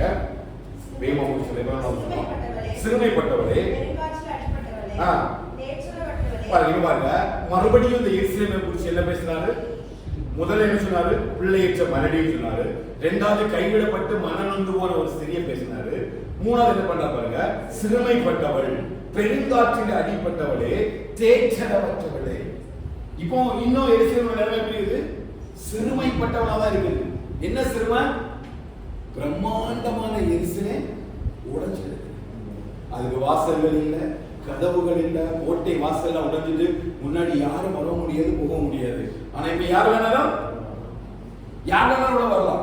இந்த முன்னாடிதான் நம்மளை பத்தி யாருமே ஒண்ணும் சொல்ல மாட்டாங்க. ஆனா இப்ப நம்மளோட வாழ்க்கை ரோட்ல சும்மா போறவெல்லாம் பேசிட்டு போறோம் இல்லையா? யாரெல்லாம் நம்ம நம்புறோமோ அவையெல்லாம் கூட நம்மளை கேள்வி கேட்கிறான். அப்படிப்பட்ட ஒரு சூழ்நிலை மனுஷன் வாழ்ந்துட்டு இருக்கிறோம். ஆனா கர்த்தர் மறுபடியும் நம்ம உருவாக்க போறாரு. மறுபடியும் என்ன பண்றாரு? உருவாக்க போறாரு. எப்படி உருவாக்குறாருன்னா, இதோ நான் உன் கல்லுகளை பிரகாசிக்கும்படி வைத்து நீல ரத்தினங்களை உன் அஸ்திபாரமாக்கி உன் பலகணிகளை பளிங்கும் உன் வாசல்களை மாணிக்க கற்களும் உன் மதில்கள் எல்லாம் உச்சிதமான கற்களும் ஆக்குவேன். அல்லேலூயா. இப்போ என்ன இல்ல, மாணிக்கம் இல்ல, கல் இல்ல, பொன் இல்ல, வெள்ளி இல்ல, எல்லாம் யார் கொண்டு போயிட்டா? சத்துரு கொண்டு போயிட்டா. வேலை எங்க இருக்குது? பாபிலோன் இருக்குது. வேலை எங்க இருக்குது? அசீரிய ராஜா இருக்குது. இப்ப இங்க பயன்பட வேண்டிய பாத்திரம் எல்லாம் எங்க பயன்படுது? பாபிலோன்ல பயன்படுது. இப்போ ஒன்னும் நமக்கு இல்லை. நினைச்சாலே என்ன செய்ய முடியாது? உருவாக்க முடியாது. ஏன் அப்படின்னா இதை உடைத்தவர் யார்? உருவாக்கியவர். எருசலேம் மறுபடியும் கட்டப்படணும்னா யாரெல்லாம் கட்டணும்? கர்த்தர் தான் கட்டணும். பால் கடிக்கப்பட்ட நிலைமை. பளிங்கு கற்களும் இல்லை, மாளிகையும் இல்லை, ஒண்ணுமே இல்லை. நான் சொன்னது போல எல்லாம் மதில் வாசல் எல்லாம் உடைஞ்சு கிடக்குது. ஒரு காலத்துல எருசலேம் எப்படி பார்த்தோம் எல்லாம் சீன்னு சொல்லக்கூடிய அளவுக்கு எருசலேம் மாறி. ஒரே ஒரு ரீசன் தான், அவங்களுடைய இல்லையா, அவங்களுடைய அக்கிரமம். அப்ப நம்முடைய கர்த்தர் நமக்கு ஒரு பெரிய ஒரு சாயலை தந்து நம்ம எருசலேமா மகிமையா வச்சிருக்கிறாருன்னா நம்ம ஒருபோது என்ன செய்யக்கூடாது? அது மகிமைய எந்த சூழ்நிலை இழந்து விடக்கூடாது. அப்படி இழந்து விட்டோம்னா சும்மா போறவங்க நம்ம வெளியே போவோம். இல்லையா? சும்மா போறவெல்லாம் நம்மளை கேவலமா பேசுவாங்க, நம்மளை நல்லவன் சொன்னவெல்லாம் நமக்கு இதெல்லாம் பேச தொடங்கிடும். அப்படிப்பட்ட ஒரு சூழ்நிலையில தான் சிறுமைப்பட்ட தன்மை பெருங்காற்றில் அடிப்பட்டவரை. காற்று அடித்தா ஒரு திசையிலிருந்து மறு திசைக்கு அடிக்கும் போது எப்படி எல்லாம் சிதறி கிடக்குமோ நமக்கு தெரியும் இல்லையா? ஒரு புயல் காற்று அடிச்சுன்னா எப்படி சூழ்நிலை எப்படி இருக்கும்? மரம் கொடி எல்லாம் கீழே விழுந்து ஒரு பொருளுமே பயன்படுற அளவுக்கு இருக்கிறது. அந்த பெருங்காற்றில் அடிப்பட்டவரே தேய்ச்சட வச்சவளே. இப்ப தேய்ச்சது கூட யாருமே இல்ல. எருசலேம் வந்து யாராவது தேய்ச்சிட்டு மாற்றட்டும்னா ஒருத்தர் கூட தேய்ச்சதுக்கு கிடையாது. எல்லாருமே எருசலேம் விரோதமாக எழுதியிருக்கிறாங்க. ஆண்டவர் சொல்றாரு, என்னுடைய உருக்கமான இலக்கங்களால் நான் உன்னை நினைத்துக் கொள்ளும் பொழுது உன் கல்லுகளை பிரகாசிக்கும்படி வைத்து. இல்லையா? கல்லறை எப்படி இருக்குது? இடிக்கப்பட்டு பெருங்காற்றுல இடிக்கப்பட்டு இருக்குது. இந்த கல்ல மறுபடியும் என்ன செய்வாங்க? பிரகாசிக்க வைப்பாங்க. இல்லையா? ஒரு கல் வந்து பிரகாசிப்பதற்கு எவ்வளவு வேலை செய்ய வேண்டும்? ஆண்டவர் சொல்றாரு, எருசலேம் மேல அந்த உருக்கமான இரக்கத்தையும் கிருபையும் வச்சிருக்கிறதுனால உன் கல்லுகளை பிரகாசிக்கும்படி வைத்து நீல ரத்தினங்களை உன் அஸ்திபாரமாக்கி உன் பலகணிகளை பளிங்கும் உன் வாசல்களை மாணிக்க கற்களும் உன் மதிலெல்லாம் உச்சிதமான கற்களும் ஆக்குவேன். மறுபடியும் கர்த்தர் சொல்றாரு, இதெல்லாம் நான் உருவாக்கி இருக்கிறேன். இப்படி சொன்ன காரியத்தை தான் ஆண்டவர் நெகேமியாவை கொண்டும் செருபாபேலை கொண்டும் செய்து முடித்தார். இல்லையா? நெகேமியா என்ன பண்ணாரு? ஆலயத்தினுடைய அலங்கத்தை கெட்டும்படியாக எழுதி வர்றாங்க. செருபாபேலும் யோசுவாவும் இல்லையா சேர்ந்து கர்த்தருடைய ஆலயத்தை கெட்டும்படி அஸ்திபாரம் போட்டு முந்தின ஆலயத்தோட மகிமை பார்க்கிற பிந்தின ஆலயத்தோட மகிமை விளங்கும்படி இந்த வார்த்தைகள் மறுபடியும் அங்கே செயல்படுத்தப்படும்படி ஏசாயா சொன்ன தீர்க்கதரிசனம் அங்கே நிறைவேறும்படி கர்த்தர் மறுபடியும் அவருடைய கற்களை எல்லாம் பளிங்கு கற்களாய் மாற்றினார். புரியுதா? பளிங்கு கற்களாய் மாற்றி அந்த எருசலேமில் உன் பிள்ளைகள் எல்லாரும் கர்த்தரால் போதிக்கப்பட்டிருப்பார்கள். உன் பிள்ளைகளுடைய சமாதானம் ஆரம்பத்துல எப்படி இருந்தா? எப்படி இருந்தா? மலடியா இருந்தா. இப்ப என்ன இருக்குது? என்ன இருக்குது? பிள்ளைகள் இருக்குது. மலடியார்களுக்கு என்ன கொடுத்துருக்காரு? பிள்ளைகள் கொடுத்துருக்காரு. கொஞ்சம் பிள்ளை. உன் பிள்ளைகள் எல்லாரும் கர்த்தரால் போதிக்கப்பட்டிருப்பார்கள். அதான் ஒரு சமாதானம் இல்லையா? உன் பிள்ளைகள் தான் நம்முடைய சமாதானம். கர்ப்பத்தின் கனி கர்த்தரால் வரும் சுதந்திரம். அவர் தான் நமக்கு தர்றாரு. அந்த கர்ப்பத்தின் கனி ஆசை கிடையாது, கர்த்தர். அவர் சொல்றாரு, நீ மலடியா இருந்தா இப்ப நான் ஒரு பிள்ளைகள் வந்திருக்கிறேன். பிள்ளைகள் எல்லாரும் எப்படி இருப்பாங்கன்னா கர்த்தரால் போதிக்கப்பட்டிருப்பார்கள். உன் பிள்ளைகளுடைய சமாதானம் முன்னாடி பிள்ளைகளுடைய சமாதானம் இல்ல. பிள்ளைகளுக்கு சமாதானம் முதல்ல பிள்ளையே இல்ல. ரெண்டாவது பிள்ளைகளுக்கு சமாதானம் இல்லை. ஏன்னா அந்த யுத்தத்தில சிதறடிக்கப்பட்டுட்டாங்க. இப்ப நம்ம சூழலில் நமக்கு தெரியும், யுத்தம் நடக்கிற இடங்கள்லாம் தெரியும். ஆகாரத்துக்கு தண்ணிக்கு எல்லாம் அலைந்து அலைந்து ஓடுறாங்க. அதுபோல இந்த வாலிப பிள்ளைகள் அந்த புறம்பல் புஸ்தகத்தை படிச்சீங்கன்னா 54 அதிகாரத்தோட இந்த மறு புறம் வந்து இருக்கு. எப்படி எருசலேம் கைவிடப்பட்டால் தனித்து நிற்கிறாள் என்பதை அங்க கொஞ்சம் இன்னும் ஆழமா கற்றுக்கொள்ள முடியும். ஆனா இந்த இடத்துல அந்த பிள்ளைகளுக்கு ஆகாரம் இல்லாம அப்படி ஒரு சூழ்நிலை இருந்தது. ஆனா இன்றைக்கு கர்த்தர் அந்த பிள்ளைகளுக்கு உருக்கமான இரக்கத்தை காண்பிக்கும் பொழுது அவருடைய சமாதானத்தை கர்த்தர் பெரிதாக மாறப்படுகிறார். வாசல் எங்கிருந்து வருது? பிள்ளைகளுக்கு நமக்கு அடுத்தது பாருங்க. நீதினால் ஸ்திரப்பட்டிருப்பாய், கொடுமைக்கு தூரமாவாய், பயம் இல்லாதிருப்பாய், திகிலுக்கு தூரமாவாய், அது உன்னை அணுகுவதே கிடையாது. இனி உனக்கு பயம் வேண்டாம், இனி உனக்கு கலக்கம் வேண்டாம். ஏன்னா உன்னுடைய எல்லா நிந்தையும் அவமானத்தையும் முடித்து விட்டாங்க. இப்போ இந்த எருசலேமுக்கு ஒரு பெரிய ரட்சிப்பை கர்த்தர் காண்பிக்கிறார். எருசலேமுக்கு ஒரு பெரிய ஒரு விடுதலை கர்த்தர் கூறுகிறார். இந்த எருசலேம் இனி வந்து மேலான ஒரு எருசலேமாய் மாறப்போகிறது. 15 வசனம் பாருங்க. இதோ உனக்குமாய் கூட்டம் கூடினால் அது என்னாலே கூடுகிற கூட்டம் அல்ல. எவர்கள் உனக்குமாய் கூடுகிறார்களோ அவர்கள் உன் பட்சத்தில் வருவார்கள். இதோ கரிநெருப்பை ஊதி தன் கிரீக்கன ஆயுதத்தை உண்டுபடுகிற கொல்லனையும் நான் சிருஷ்டித்தேன், கெடுத்து நிக்கிரமாக்குறவனையும் நான் சிருஷ்டியை பற்றி பேசுகிறார். அழிக்கிறவனையும் நான் பண்ணினேன். எல்லாத்தையும் உருவாக்குற கர்த்தர் நான் தான். ஆனா ஒண்ணு, உனக்கு விரோதமாய் உருவாக்கப்படுகிற எந்த ஆயுதமும் வாய்க்காதே போகும். கொல்லனை உருவாக்குறதே அதுதான் கர்த்தர் தானே. கொல்லனை கர்த்தர் உருவாக்குனதுனால அவன் செய்யக்கூடிய ஆயுதத்தை எடுத்து நம்ம என்ன செய்ய முடியாது, தொட முடியாது. அப்ப கர்த்தர் சொல்றாரு, உனக்கு விரோதமாய் எந்த ஆயுதமும் என்ன செய்யாது, வாய்க்காதே போகும். எத்தனை பேர் வேணாலும் உனக்கு இடப்பட்டோம், எவ்வளவு சூழ்நிலை உனக்குமாய் வரட்டும், அப்புறம் உனக்குமாய் நியாயத்திலே எழும்பும் எந்த நாவையும் நீ குற்றப்படுத்துவாய். இதை ரொம்ப முக்கியம் இல்லையா? நம்ம உடைக்கப்பட்ட நேரத்துல நிறைய பேர் பண்ணுவாங்க, பேசிடுவாங்க, எழும்ப முடியாத அளவுக்கு பேசிடுவாங்க. நம்மளோட ஸ்டேட்டஸை பார்த்து பேசுவாங்க, நம்மளுடைய சூழ்நிலைகளை பார்த்து பேசுவாங்க. நம்முடைய சூழ்நிலையே அவங்க அதிகமா பேசுவதற்கு நிந்தைக்குள்ளாக நம்ம நினைச்சதும் காண்பித்து கொடுத்து விடும். ஆண்டவர் சொல்றாரு, அவர் உனக்கு இறங்கும் பொழுது அந்த நாம எல்லாம் நிகழ்ச்சிவாய் குற்றப்படுத்துவாய். எல்லா காரியத்திலையும் கர்த்தருடைய இரக்கம் எருசலேமுக்குள்ளாக மாற்றப்படுகிறார். இவன் மேலான எருசலேம் இங்கே பூமிக்கு வரும்படியாய் இந்த பூமியில் உள்ள எருசலேமை கர்த்தர் எழுப்பி மாற்றுகிறார். அவருடைய இப்போ மேலான எருசலேம் எப்படி இருந்தது? மரடியாக இருந்தது. இவன் மேலான எருசலேம் எப்படி மாறுதுன்னா பிள்ளைகளாய் மாறுகிறது. இப்போ அநேக பிள்ளைகள் இருக்கிறார்கள். எல்லாரும் தெரியும், இயேசு கிறிஸ்துங்கிற சந்ததி இந்த பூமியில் உருவான பொழுது சீஷர்கள் உருவாக்கப்பட்டார்கள். அவற்றிலிருந்து புறத்தாதியராக நாமும் அவருடைய பிள்ளைகளாக மாற்றப்பட்டிருக்கிறோம். நம்முடைய சமாதானம் இன்னைக்கு பெரிதாக இருக்கிறது. நம்முடைய பிள்ளைகள் எல்லாம் கர்த்தரால் போதிக்கப்பட்டிருக்கிறார்கள் என்று சொன்னால் அர்த்தம் என்ன தெரியுமா? அன்றைக்கு கர்த்தர் சொன்ன வாக்கு தான், இமைப்பொழுது அவர் கைவிட்டாலும் உருக்கமான இரக்கங்களால் நம் அனைவரையும் கர்த்தர் அழைத்துக் கொண்டார். அல்லேலூயா. அவருடைய ஆசீர்வாதம் மேலான ஆசீர்வாதமாக இருக்கு. ஆமென். எப்படி ஒரு மலடி கர்த்தர் பிள்ளை காட்சி மகிழ்ச்சியான பிள்ளை காட்சி ஆக்குறாரோ, எப்படி ஒரு சமாதானத்தை சந்தோஷத்தை கொடுத்து சாராளை மண்ணாலை மகிழப்படுகிறாரோ, அப்படியே கர்த்தர் நமக்கு அநேக பிள்ளைகளை தந்து அநேக ஆசீர்வாதங்களை தந்து கர்த்தர் நம்ம மகிழப்படுகிறார். நம்ம இடங்கள் எல்லாம் விஸ்தாரப்படுத்துகிறார். வலது பக்கம் இடது பக்கம் எல்லா இடத்திலையும் ஒரு பெருக்கத்தை கர்த்தர் கட்டளையிடுகிறார். அவருடைய பிள்ளைகளாக கர்த்தர் நம்மை மாற்றுகிறார். மலைகளும் பர்வதங்களும் எவ்வளவு ஸ்ட்ராங்கா இருந்தாலும் அதை காட்டிலும் பெரிய ஒரு வலிமையான கிருபையையும் சமாதானத்தின் உடன்படிக்கையை கர்த்தர் தம்முடைய ஜனமாகிய எருசலேமுக்குள்ள வைக்கிறார்.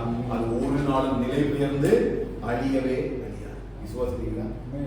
ஒரு நாள் உங்களுடைய நிச்சயாது, அது அழியவே அழியாது. நிச்சயமாய் கர்த்தருடைய வாயிலை சொல்லிட்டு அவர் சொன்னதை கண்டிப்பா நமக்காக அவர் செய்யும். அவருடைய இரக்கத்தையும் நியாயத்தையும் நமக்குள்ள வைக்கிறார். ஒவ்வொரு நாளும் உருக்கமான இரக்கங்களினால கர்த்தர் அவர் நம்மை அணைத்துக் கொள்கிற தேவனாக இருப்பார். நிச்சயம் நம்முடைய எதிரிகள் எல்லாம் புரிதாகும். நம்முடைய பிள்ளைகள் எல்லாம் கர்த்தரால் போதிக்கப்பட்டிருப்பாங்க. நம்ம பிள்ளைகளுடைய சமாதானம் புரிதாக இருக்கும். மலைகள் விலகினாலும் பர்வதங்களே பெயர்ந்து அழிந்தாலும் ஒரு பொழுதும் அவருடைய கிருபையும் அவருடைய சமாதானத்தின் உடன்படிக்கை உங்களை விட்டு விலகாதிருக்கும் என்று சொல்லி நம்முடைய மனதுகிற கர்த்தர் சொல்கிறார்.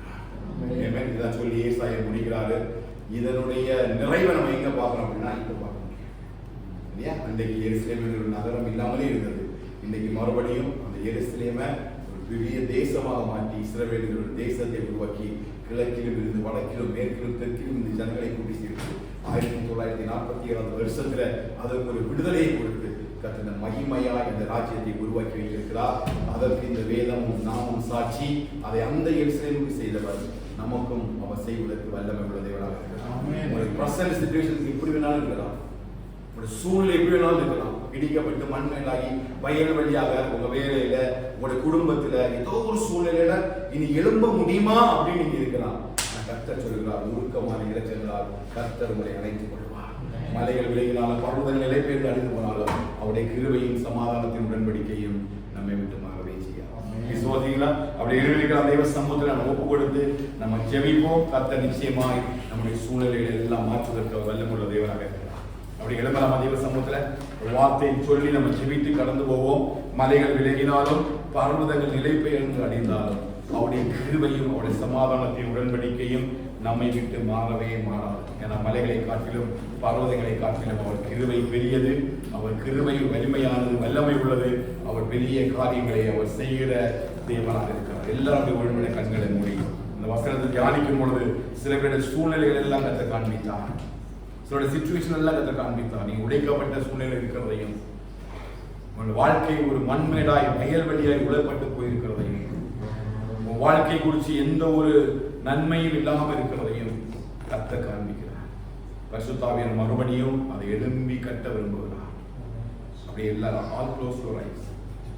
பரிசுத்தம் கூட பேசினா மட்டும் நீங்க இந்த வார்த்தைக்கு உங்களை ஒப்பு கொடுத்து நீங்க போங்க. சில பேருடைய தனிமையா நீ உட்கார்ந்து அழுது, உன் குடும்பத்துக்காக உன் பிள்ளைக்காக நீ உட்கார்ந்து அழுகிறது, உன் வாழ்க்கையில ஒரு ஆசீர்வாதத்தை சுதந்திரிக்க முடியாத ஒரு தன்மை, ஒரு மலட்டுத்தன்மை, உன் வேலையில ஒரு மலட்டுத்தன்மை, உன் பலவீனத்துல ஒரு மலட்டுத்தன்மை, உன் குடும்பத்துல ஒரு மலட்டுத்தன்மை. அப்படிப்பட்ட மலட்டுத்தன்மையாக இருந்த எருசலேம் கர்த்தர் வாக்குப்படுவது போல கர்த்தருடைய கூடாரத்தை விசாலமாக மாற்றுகிறார். பரிசுத்தாவின் சொல்றேன், நான் திரும்ப சொல்றேன். கர்த்தர் ஆவியின் உங்களோட பேசுவார் என்று சொல்ற வார்த்தை உங்களுக்கு அப்படின்னா எப்படி அவர் எருசலேமை திரும்ப எழுதி கட்டினாரோ அப்படி ஒன்னையும் அலங்கத்தையும் கட்டுவதற்கு ஒரு வல்லமை உள்ள தேவனாக இருக்கிறார். உன் சூழ்நிலை நீ இப்பெல்லாம் பார்க்காத.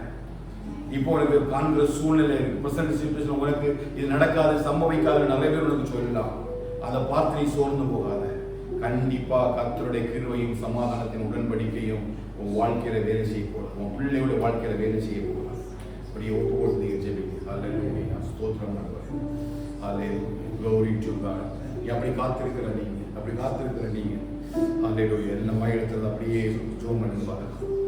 உன் வாழ்க்கையில அப்படி ஒரு மறைத்த தன்மையோடு கூட சிறுமைப்பட்டவளாய், கைவிடப்பட்டவளாய், தேற்றப்பட்டவளாய், அப்படி சில நேரம் யோசித்து இருக்கிறார். என்னை தேற்றதுக்கு கூட யாருமே இல்லை, என்னை ஆற்றுறதுக்கு கூட யாருமே இல்லை.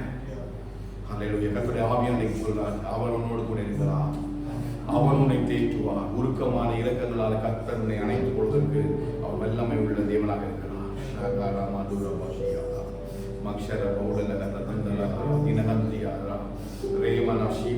அப்படியே தேவ சமுதிரம் ஒப்பு கொடுத்து உனக்கு விரோதமாய் அநேக நாவுகள் எழுப்பி பேசிக் கொண்டிருக்கிறது. உனக்கு தெரியும், உனக்கு விரோதமாய் எழும்பு அநேக நாவுகளை குறித்து நீ அறிவாய்.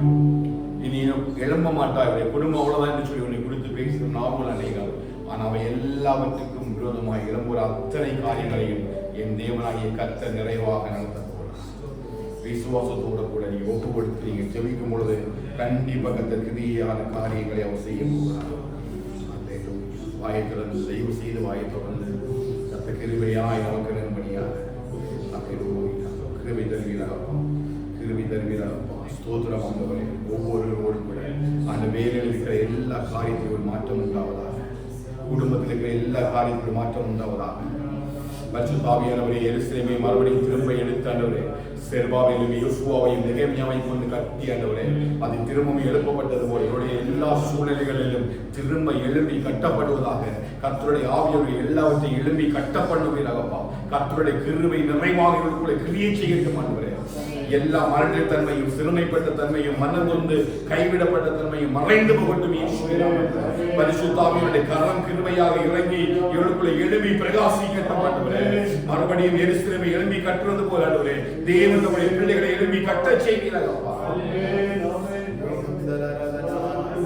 மலைகள் விலகி போனாலும், பர்வதங்கள் பயந்து போனாலும், மலைகள் விலகி போனாலும், பர்வதங்கள் பெயர்ந்து போனாலும், அவர் கிருபை அவர் இரக்கம் மாறாது என்ற வாழ்விலே.